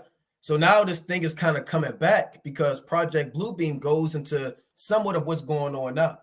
And what's going on now could pretty much just be a distraction. Esau's not going to spill the beans and tell you what he's really doing in the depths of the dark, right? Right now, there's actually a toxic gas in the air, man. You had a whole explosion and derailment out in Ohio, so you have millions of people being exposed to toxic gas right now. These people that are on the ground, they're on site in location, and they're telling you now that there are dead animals everywhere. You can't count the dead animals because there's so many. People are falling out. They're getting sick. And it tampered the entire Ohio River. And when you look up the Ohio River, it supplies water and it's a viable source to a lot of those states. Parts of PA, Michigan, of course, West Virginia, you know. So the so-called white man did that on purpose. And he just did one in Houston, release gas in the air, man. So this devil, he's doing a lot behind closed doors. And this could very well be it's like a distraction to the masses of people. But we have to deal with it anyway, man. So I'm gonna read a little of this. We're not gonna read the whole thing. So it says, what is the feared Project Bluebeam and why aliens and NASA could be involved? Project was exposed in the 1990s by Canadian investigative journalist Sergei Monast. Despite his death 2 years later, the theory has resurfaced, right? Let me jump down. Okay, the world is reeling from the possibility that the U.S. shot down a quote-unquote alien spaceship earlier this month. But conspiracy theorists are claiming that it was actually something to do called Project, it's like it actually to do with something called Project Bluebeam. The Pentagon yesterday, that was on Sunday, refused to rule out the possibility that 3 UFOs shot down in as many days over North America are of alien origin, right? I'm just skimming down, right, for sake of time. They had one that was shaped like an octagon. They had one that was shaped like a cylinder, right? They had one that was shaped like another object. And Project Bluebeam, to keep it short, is pretty much what they say is what a so-called white man uses holograms and different technology to bewitch the people and to have them believe that there are UFOs in the sky or even a second coming of the Lord in the sky. And it's really, just them using it as a massive source of witchcraft and wizardry, right? So all it is them trying to be the Most High and pretend that they have the chariots, pretend that they're shooting them down. And I've even seen holograms where the so-called white man has look like Yahweh shot in the sky. You don't know what these devils are into, man, on a deeper level, right? But you got it, King. Con. And that's why we got the scriptures, man, for our confidence and our understanding.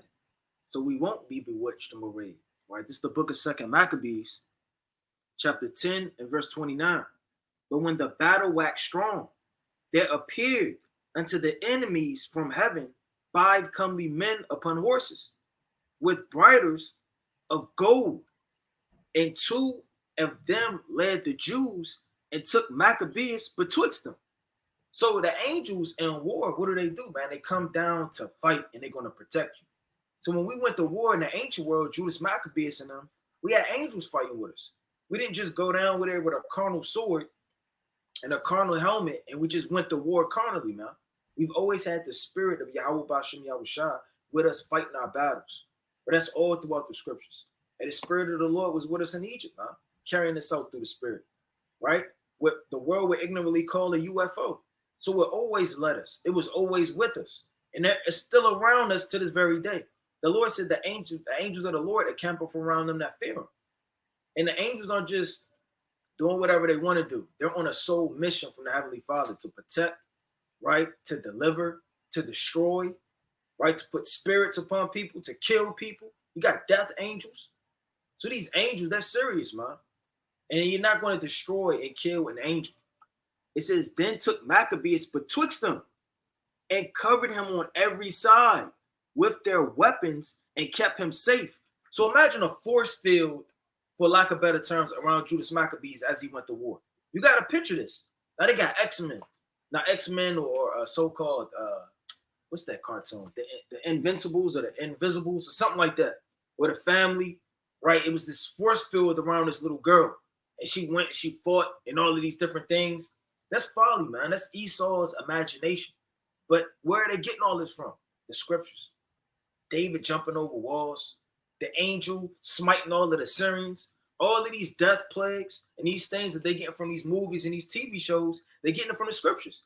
Judas Maccabeus actually had a force field of angels round about.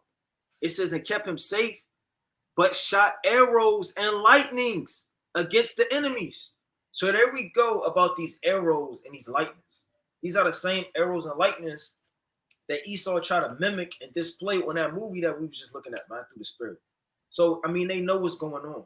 They know things are coming out of these unidentified flying objects. If they were so unidentified, then how would you be able to picture them and draw them out with a will and a will? How would you know that if they're so identified? How would you know that they can abduct people if they're so unidentified? Because you're reading it in the scriptures. How you know it shoots out things? Because they're getting it in the scriptures. Everything about how they paint it, imagine it, and display it through the media and television is all through the scriptures. It says, lightnings against the enemies, so that being confounded with blindness, so the angels can make you blind. You can read about that in 2 Kings, right, with Elisha. I mean, he literally, through the spirit of Yahweh Shem Yahushua, had the enemies to be blind as they went to war. So don't ever think that the Most High can't blind your enemies. He's sitting up there with the biggest bomb that ever was created. He can't find the button. He's in there blind, just tapping all of the different gauges. He's tapping the gas valve, that the gas tank flap open up. He's tapping in this, he's tapping that. He's tapping everything but the big red button because he's blind. Huh? And the Lord can do that. So don't even think that they're going to be able to even use some of these weapons. Because the Lord could blind you, overthrow you, and kill you. And he could blind them and have them blowing up each other. It says, and there was slain of footmen 20,500 and 600 horsemen. So imagine if you go into war like Judas Maccabeus and them, and all of your enemy is blind. You'd be able to kill 10 of them to our one, because they can't even see the direction they're even moving in. You got it, King.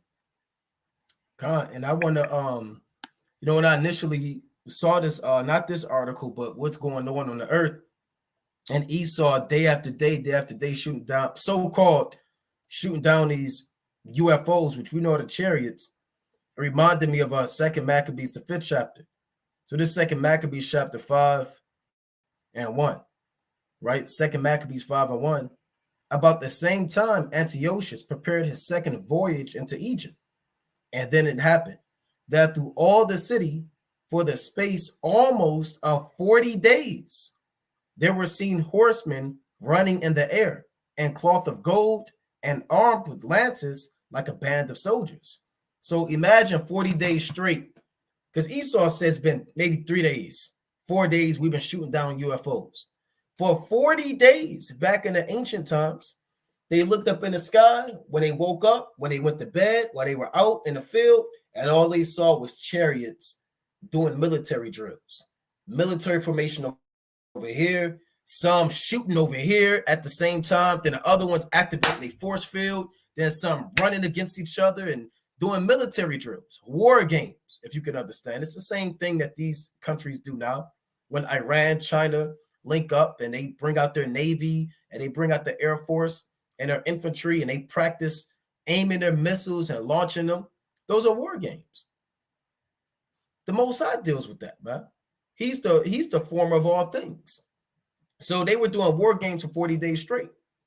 Verse 3, and troops, 2 Maccabees 5 and 3, and troops of horsemen in array, and countering and running one against another with shaking of shields.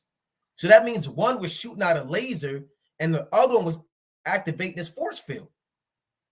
Right? That they don't have an actual shield up there. Your shield is your defense mechanism.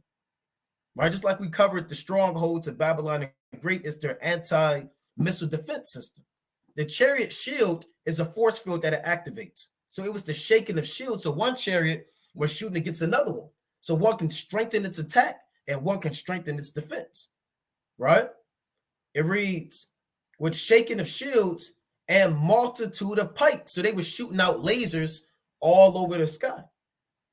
And drawing of swords and casting of darts and glittering of golden ornaments and harnesses of all sorts. So they were shooting out all types of weapons, green lasers, maybe yellow, maybe red, hot ones. Maybe they sprayed one like a damn machine gun. Maybe one turned invisible. For 40 days straight, it was going down. Verse 4, wherefore every man prayed that that apparition might turn to good.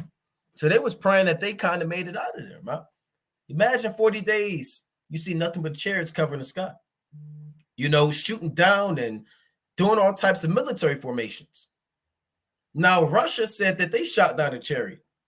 So what's the deal, man? Babylon the Great did it. Russia said we did it. I think China said they just shot down one. You know, so all of these nations, right? Let me read this real quick. Are in this thing, man. Right? I'm gonna just read this first part. A spate of mysterious objects in the sky requiring military intervention have followed on the heels of a similarly unexplained incident in Russia last month. On Sunday, the U.S. Air Force downed a UFO over Lake Huron in Michigan near the Canadian border. The previous day, an object flying over Alaska was shot down. On Friday, a U.S. fighter jet shot down an object over northern Canada. Meanwhile, on February 4th, you know, they shot down their Chinese, so-called Chinese balloon. American officials said the object had been used to spy on sensitive sites, although Beijing has denied this, and it has increased tensions between China and the United States. And that could be another deal. They might come out and say, hey, this was China the whole time. Right? This was a false flag, how they did things in September 11th, 2001. They might come out and say, hey, China was doing this, man. So they can have an excuse to go into China, man, to protect Taiwan.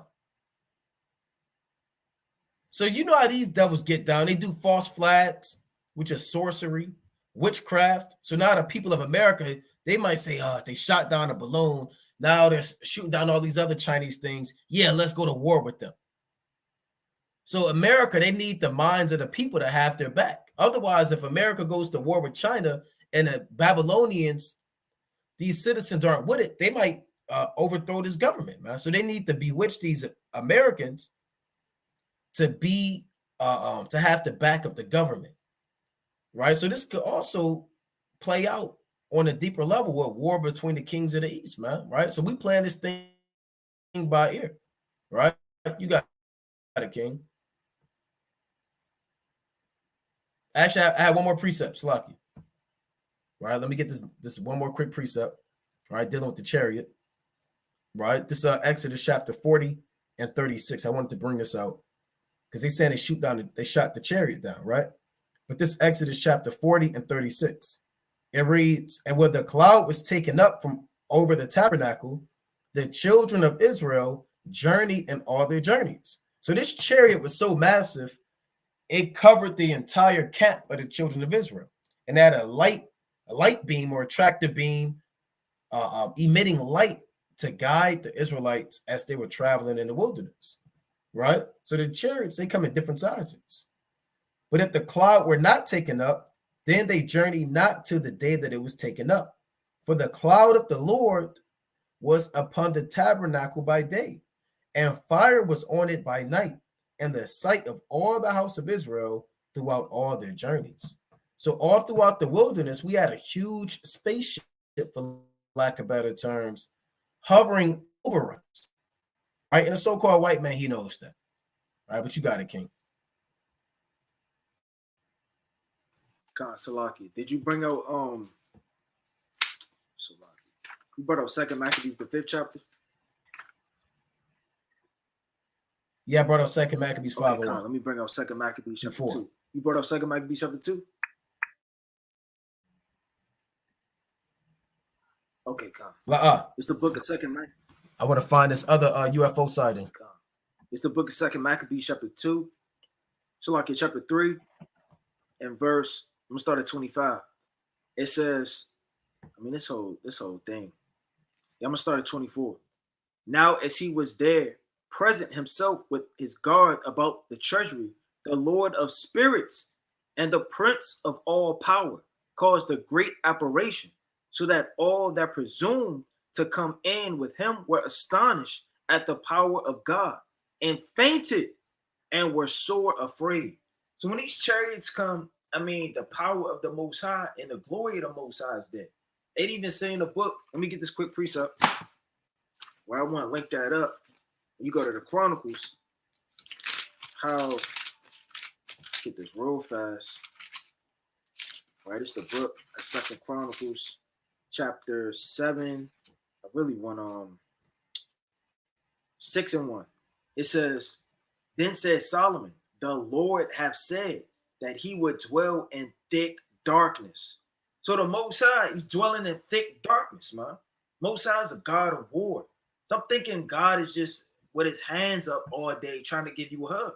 It says, then said Solomon, the Lord have said he would dwell in the thick darkness.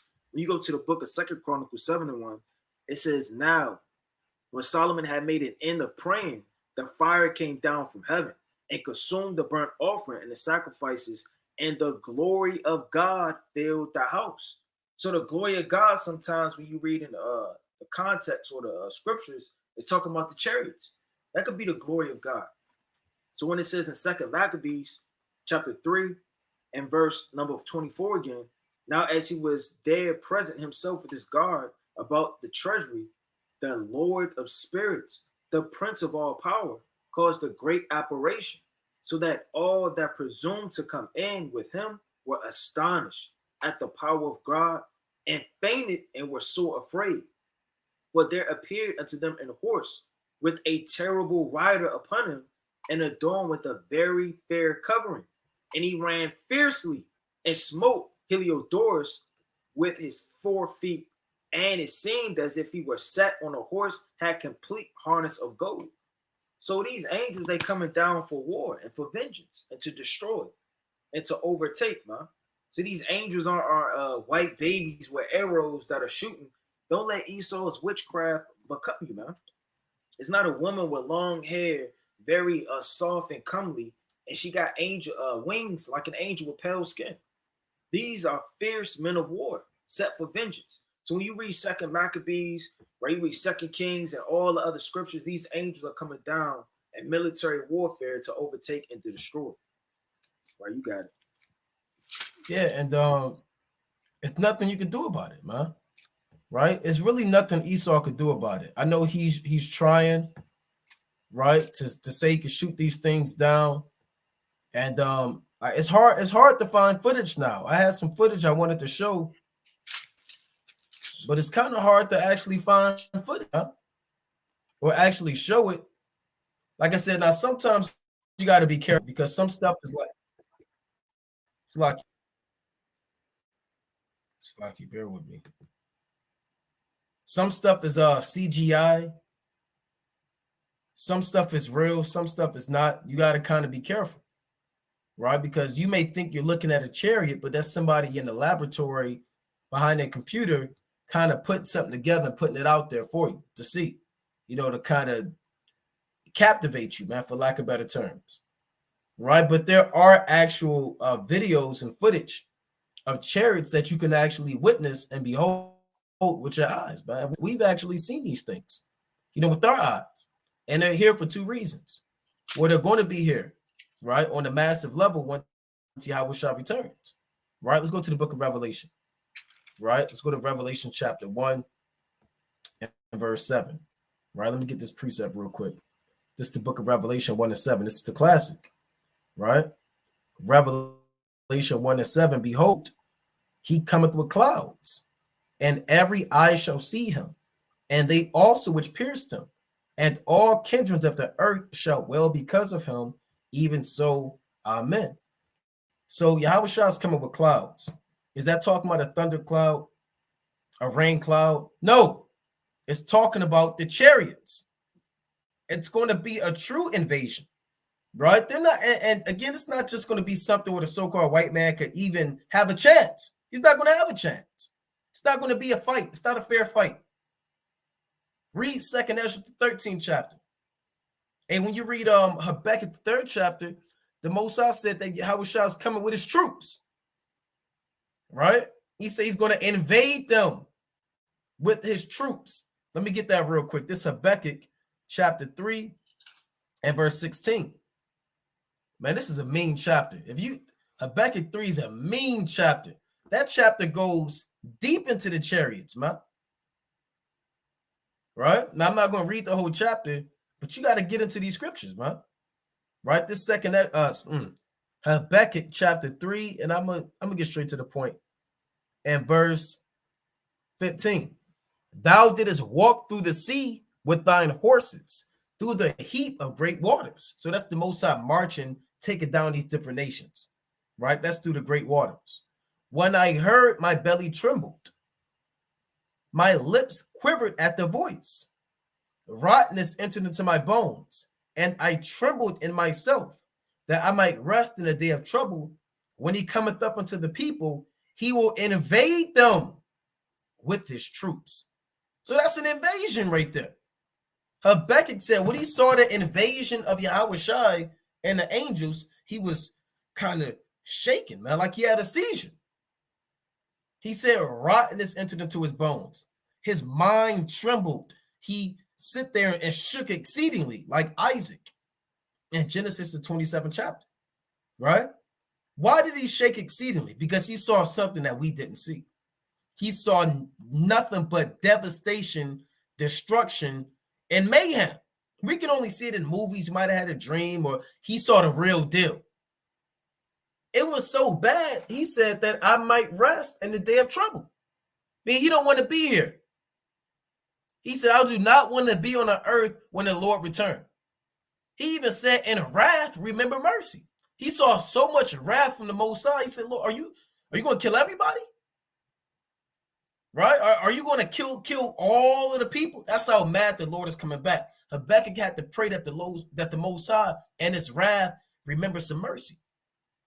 And he said that he don't want to be here because he's coming to invade the earth with his troops. Show me white Jesus and what kind of troops does he have? Who could be the troops of white Jesus? His troops, right? Yahweh Shai got troops, man. He got men. You know, Jake's, I got my men. Me and my men. Hey, look, I'm gonna see you and your men, right? And Yahweh Shai got men, man. You know, white Jesus, he don't have no men, all right? He got boyfriends and distant lovers, man. But Yahweh Shai got these angels with him, man. And they do things that hurt people, right? But you got it, King. I want to get this in the book of Psalms, chapter 46 and verse 6. It says, the heathen raged, the kingdoms were moved. So kingdoms, it is not talking about what the so-called white man make it out to be, man. These different kingdoms are different rulerships of the earth. China's going to be moved. Russia's going to be moved. Right? All of these different, Iran is going to be moved. America's going to be moved. So the kingdoms were moved. He uttered his voice, the earth melted. The Lord of hosts with us, the God of Jacob is our refuge, Salah. Come behold the works of the Lord. What desolations he have made in the earth, man. The Lord said, look at all of the desolations the Lord made. The earthquakes, the volcanoes, the windstorms. And the Lord kills children, right? Creates pestilence. And when you actually think about the Most High, man, you got to be fear and dread in your bones, man. You can't look at the Most High. It just always just being God of Jacob. And that's all you think of. Now you got to literally weigh all of these things of what the Most High has done, man. And look at every single plague he's put on, man. Look at your life, the judgments that's happened to you. Look at these scriptures. right? Link them up through the precepts and look at how the Lord is going to destroy this place.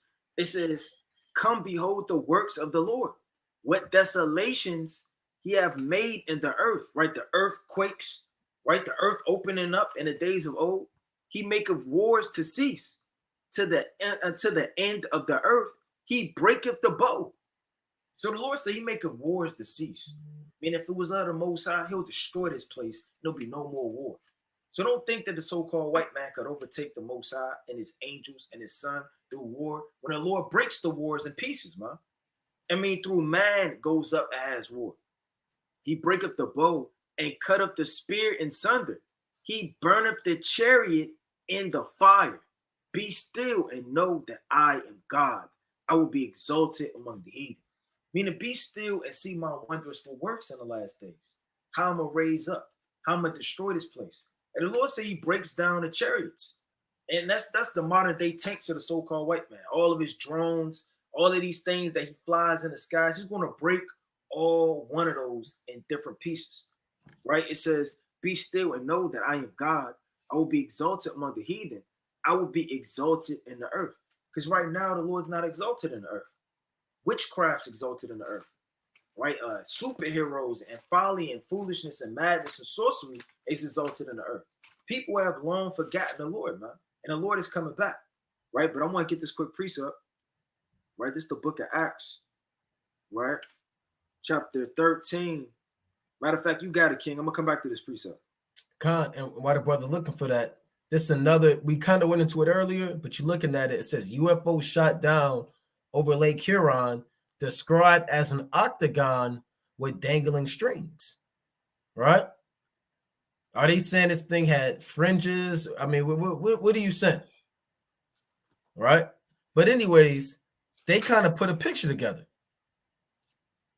right? They kind of put a picture together to show you what it may have looked like, right? Like one of those, what they call a UFO, man, but it's really a chariot. They said some are shaped like a cylinder, some are shaped like an octagon with dangling strings, right? Yeah, that means you would have had to been deep up close, man. Right? And did you really see this, or are you making this up? Right? So you gotta deal with Esau, tread lightly with his information at times. But you got it, King. Come. It's the book of Acts, chapter 18, and verse number 9. Then spake the Lord to Paul in the night by a vision. Be not afraid, but speak and hold not thy peace. For I am with thee, and no man shall set thee to hurt thee, for I have much people in this city. And so the Lord has much people all around the righteous, man, on a physical level and with the chariots, on a spiritual level, man. So Yahushua told Paul, don't fear, don't be scared. I got much people in the city. I got much chariots, much angels, much protection. So we can't be scared in the last days, man, especially if we're going to teach this gospel. I mean, we know what this thing is, man. We know what we're up against. This is a fight between good and evil, righteous against the wicked, the vessel created for honor and the vessel fitted for destruction. You got to pick your side, man, in the last days. Can't be antsy, can't be lukewarm. You got to be on fire as much as you can through the spirit and know that these tribulations are set against you. There's war spiritually and there's war physically. And they're trying to destroy you. Satan is trying to sift out your mind, your family, your spirit, your soul, right? And give you over to a ruin. While this world is waxing worse by the day, trying to sift you out, through its sorceries, pulling you into it, man. So we have to depart, right, from all this iniquity and wickedness in the earth and understand the works of the Most High and the signs of being shewed. When you go to the book, let me get this quick precept. In Matthew chapter 12 and 40, it says, I'm going to start in 38. Then certain of the scribes and of the Pharisees answered, saying, Master, we would see a sign from thee. We want to know a sign, Yahushua. We want to see what's going on. And a lot of people, they carnally want to see a sign for themselves. It says, but he answered and said unto them, an evil and adulterous generation seeketh after a sign, and there shall no sign be given to it, but the sign of the prophet Jonas. And what did Jonah come to do? Prophesy destruction. Shalom, King. Prophesy destruction. Right? So, through the hand of the prophets, the servants of the Lord, everything that's going on, right? And you got to be weighing the earth and the balance, seeing all of these things. and through the hands of the prophets and the scriptures being broken down to you, you should already know what manner of time on the earth that we're living in. It says, for as for Jonah was 3 days and 3 nights in the world's belly, so shall the Son of Man be 3 days and 3 nights in the heart of the earth. The men of Nineveh shall rise in judgment with this generation, and shall condemn it, because they repented at the preaching of Jonas, and behold, a greater than Jonas is here. So brothers is telling you over and over to get your spirit together, repent, and be on fire in the last days. Con. And I wanted to show this to add to what the brother said. This is this was in Texas, right? Not too long ago. So check this out. There's a chariot sighted in Texas.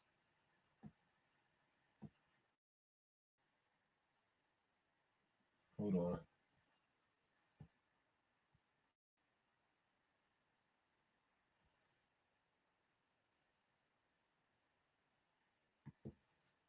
Hold on, let me go back a little bit. Now, when you look at this, it can either be five different chariots, or it could be one chariot invisible with its 5 different lights. Or it could be it could be whatever the Most High want it to be, or it could be a chariot and it's only showing 5 of its lights.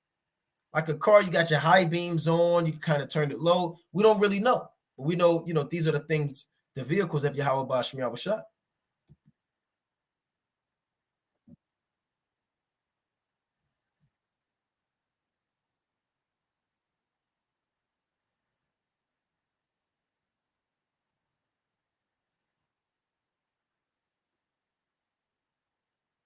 Yeah, we played this clip before a long time ago.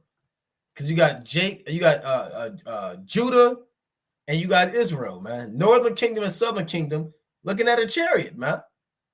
Kyle Gomez, and I can't remember the other brother name, but they're looking at the chariot, man. You know?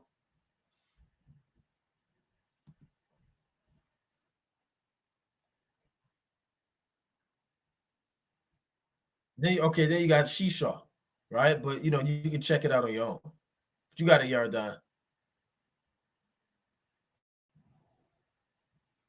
I didn't have anything.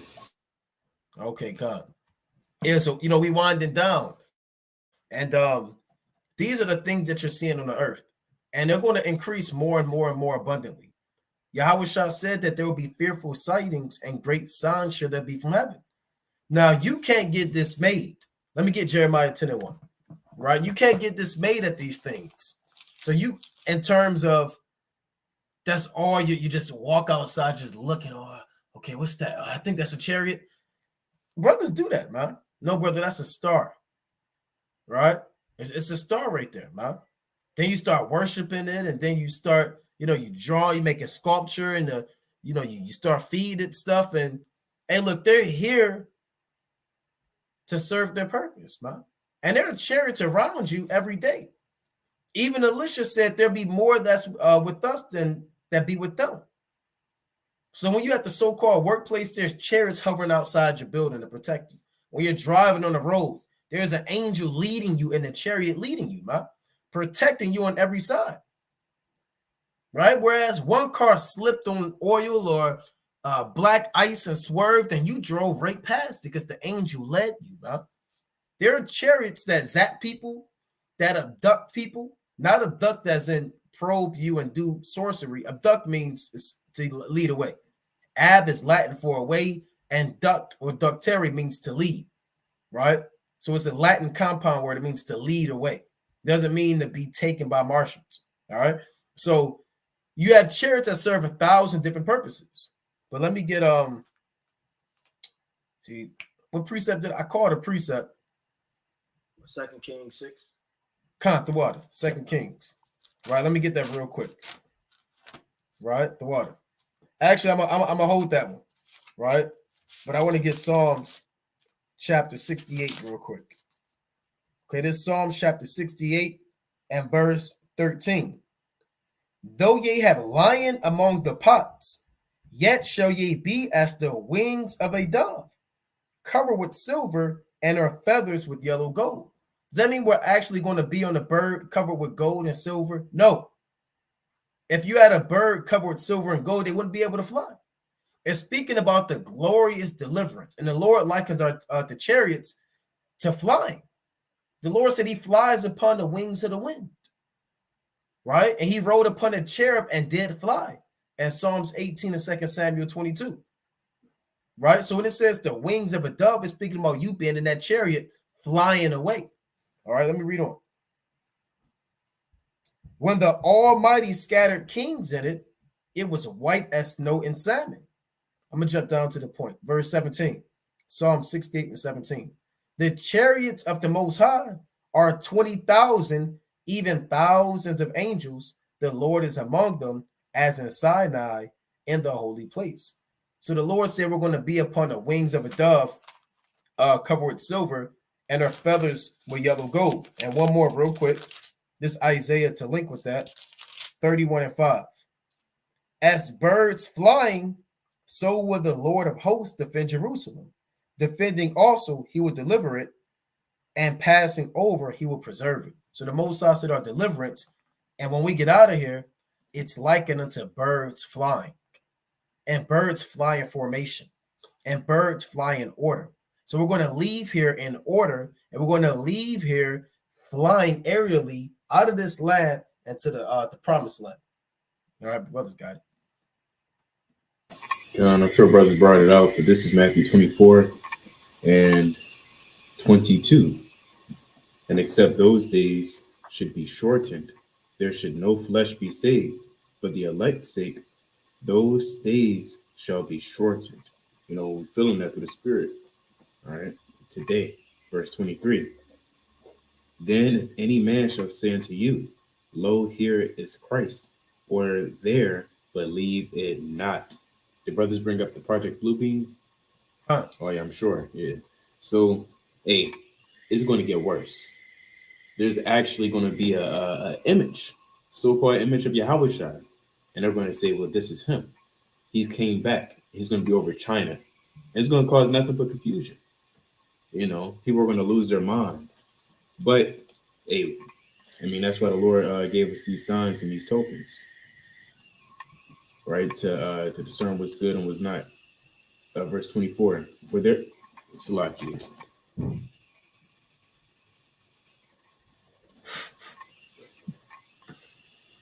That's right. Yeah, that's right. It's Matthew 24 and 24. For there shall arise false Christs and false prophets, and shall shew great signs and wonders, insomuch, if it were possible, they should deceive the very elect. Hey, see that? They're going to deceive the very elect. That's bad. Hey, people at work, they said, aliens. And they got real scared. They said aliens. People were actually kind of scared and nervous. Verse 25. Behold, I have told you before. Wherefore, if they say unto you, behold, he is in the desert, or go not forth, behold, he is in the secret chambers, believe it not. Said, don't believe it, man.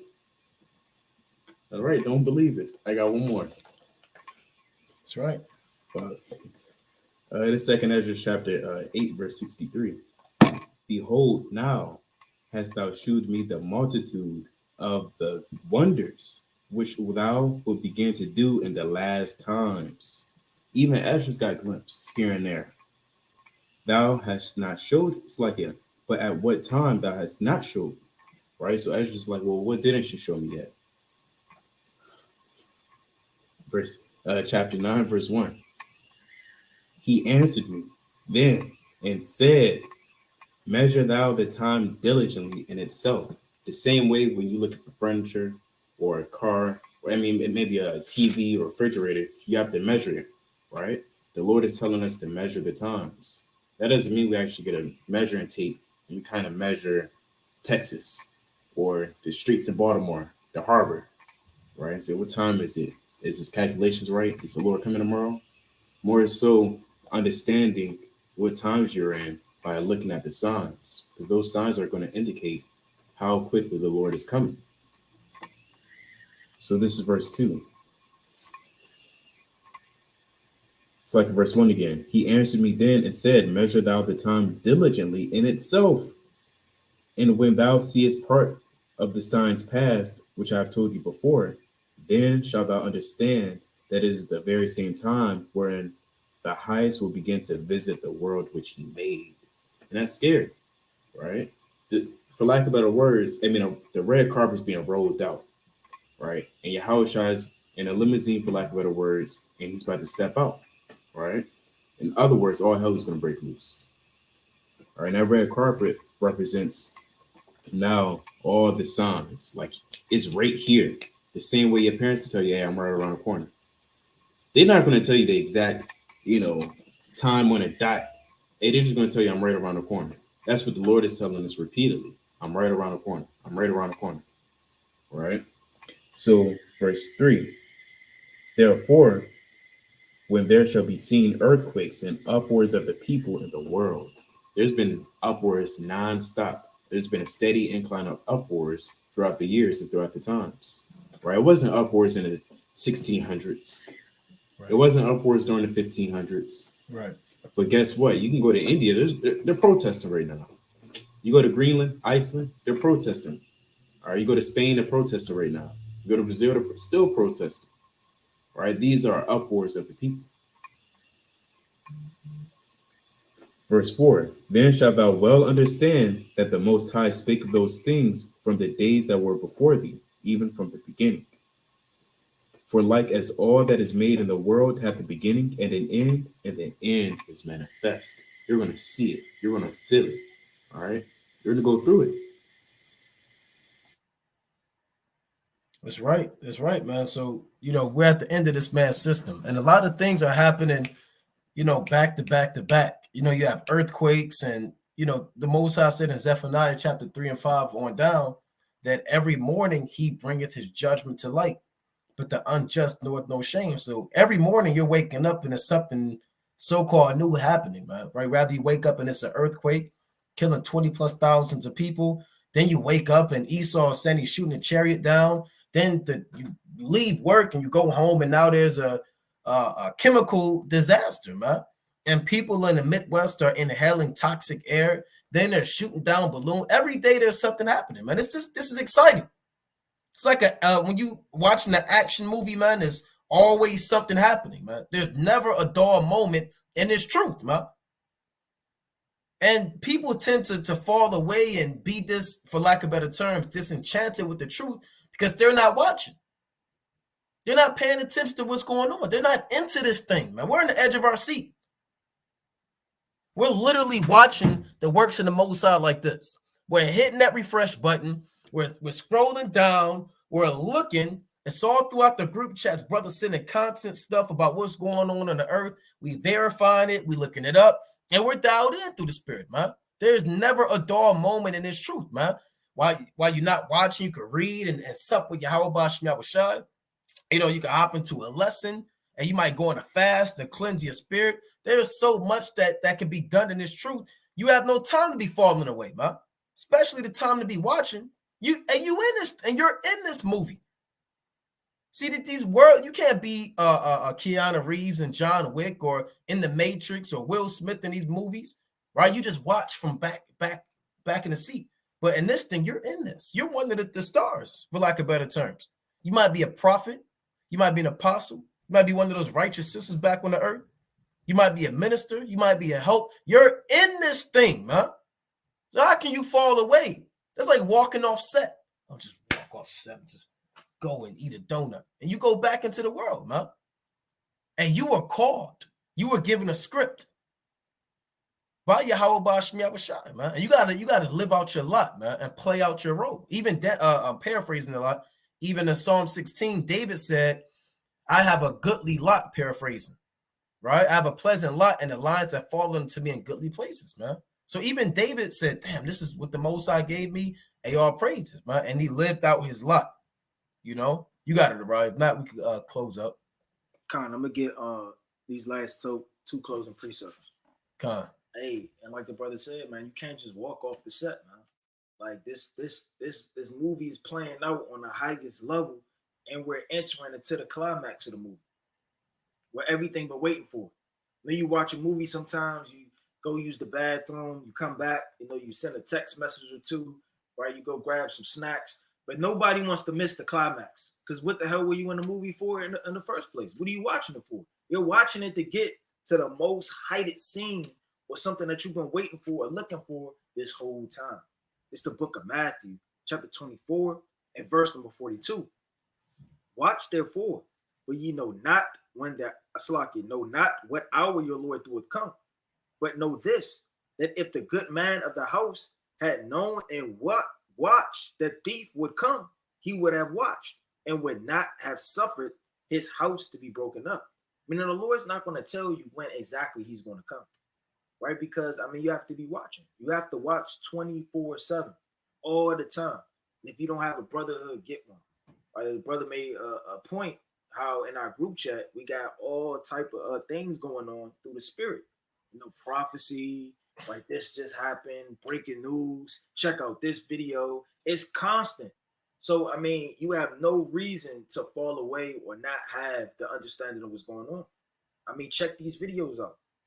Go on trending news, right? Understand these whistleblowers. Go onto these websites. Get you a Twitter if you don't have one. All of these things are for you, right? To understand and to watch and weigh this on a scale. It says, therefore, be ye also ready, for in such an hour as you think not the Son of Man coming. So the Lord said, don't be ready in the hour you think he coming. Be ready in the hour you don't think he coming.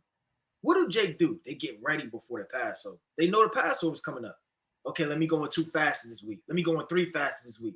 Let me cleanse myself because I'm weighing through the balance this week, you checking it off, like Jake getting out of jail, just crossing out all of the things on the calendar until that day comes, right? You see Purim coming up. Okay, let me get my money together. I'm gonna get this sister this. I'm gonna get this brother that. I'm gonna get my mother this. I'm gonna get my father that.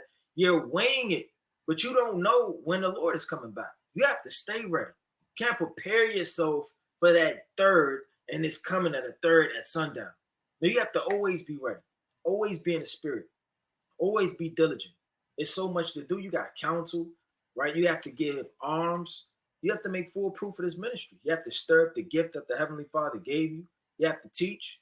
Women have to magnify their ministry, right? And the office that the Most High gave them. If you're falling asleep in the last days, you were predestined to fall asleep.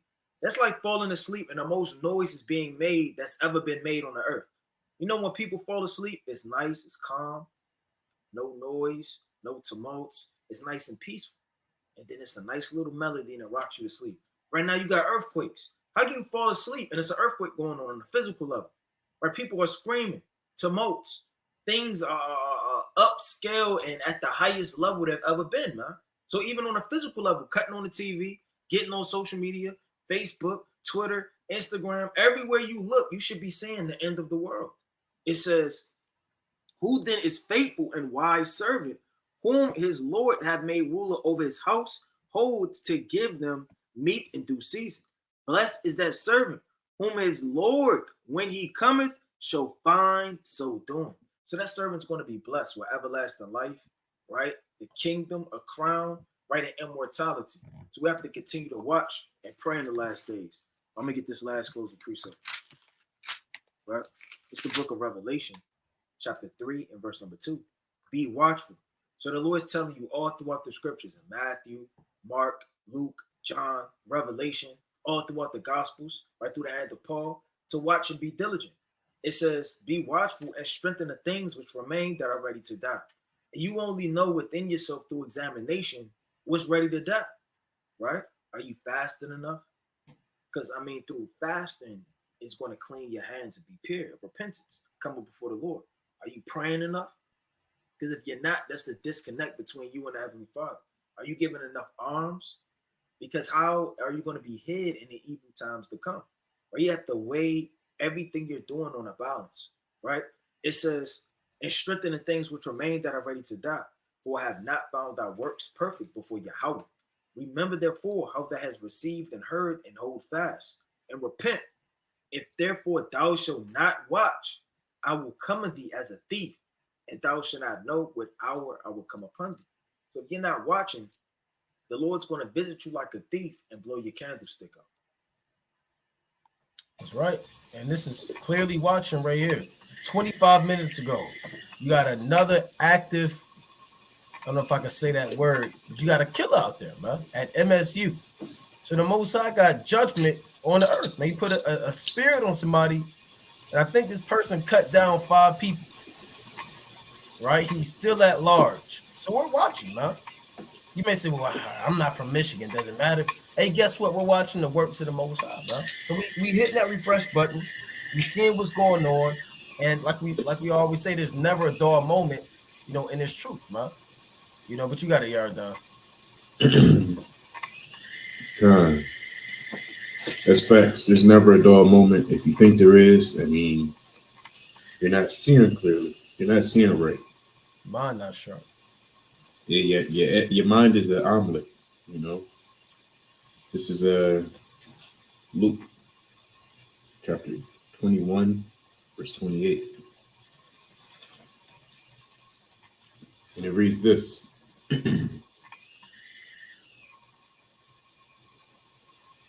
And when these things begin to come to pass, then look up and lift up your heads, for your Redeemer draweth nigh.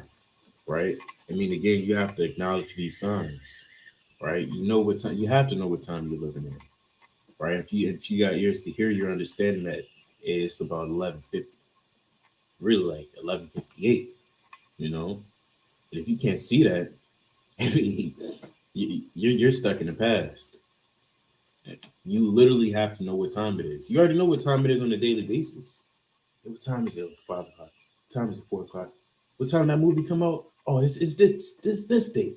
You know what time everything else is on earth, but you just don't know what time it is when the Lord's going to come, or when this prophecy comes to pass, when that prophecy already passed.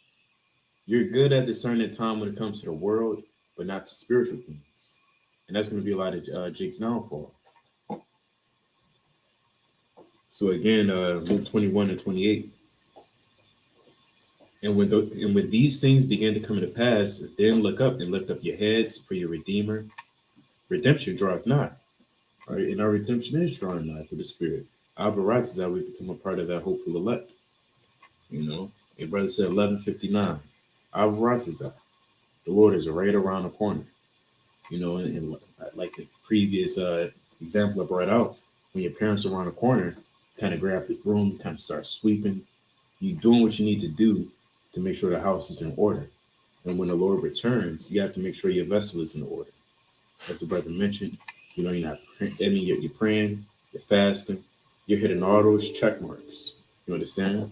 But with that, I yield. That's right, man. Let's go to the book of Revelation, chapter 22 and 12. Right? Let's go to Revelation chapter 22 and 12. Right? So it reads, Slaki, bear with me. Right? Last book, last page. And behold, I come quickly, and my reward is with me to give every man according as his work shall be. Right? So, brothers, remain steadfast, remain diligent. The Lord is coming to give unto you according to what you put in. So if you given some type of half grade performance in this truth, then you're lukewarm, you're gonna get fired. The Lord said, hold fast your profession. Right? It's layoff season right now. The Most High is laying people off, man. He's plucking people out the vineyard. Brothers got to stay rooted in this thing. You can only stay in the vineyard if you're laboring. If you're bringing fruit, that Song of Solomon, the 8th chapter, you got to bring 200 to Yahweh Shai, and he get 1,000, man. You can read that. If you're not bringing that 200 to Yahweh Shai, if you got ears to hear, then hey, somebody else will, man. So you got to bring forth fruit in this thing, man, and then you get your reward, right? But with that, we're going to close up, giving, of course, all honor and glory to Yahweh. Bahashima Mashiach Komalak Yahweh Shai. We're going to take questions like we normally do. You can see the number posted on the live comment board, 213-603-9096 for those who have questions. And the pin number is 948 Slakia, 948-9305. I believe that's the right pin number, right? 94809. Slakia is 94809-305. Salakia. Let me put that up there. It was 94809-305. So you call in 213-603-9096 if you do have questions. If not, Lord willing, brothers continually to endure. The new moon is February 19th at sundown. So keep the new moon that draws nigh. You have Purim and destruction of Nicanor. Destruction of Nicanor falls first, March 3rd, and then you have Purim March 4th. Go ahead, King. Salaki, King. Yeah, 94809-305. Okay, Con. Yep. All right, the water. So you can see that the brother posted it, and we got about 7 weeks until Passover, right? Or so. So make sure you clean and leaven out of your spirit. Make sure you're doing a lot of fasting, a lot of self-examination, a lot of prayer, because we want to, as we approach nigh into the day of eating up the lamb in the body of our Lord, we want to be as blameless and unrebukable in the eyes of Yahweh Shem Rashad, household, your brotherhood, your family, the angels, and unrebukable, man. So let's endure. Keep watching these prophecies. Don't engage in folly. Don't drift back in the darkness in the world. Keep your eyes single so we can get the hell up out of here. With that, Brother Nakwam, Shalom. Shalom, Brother White. Shalom, Brother Yardan.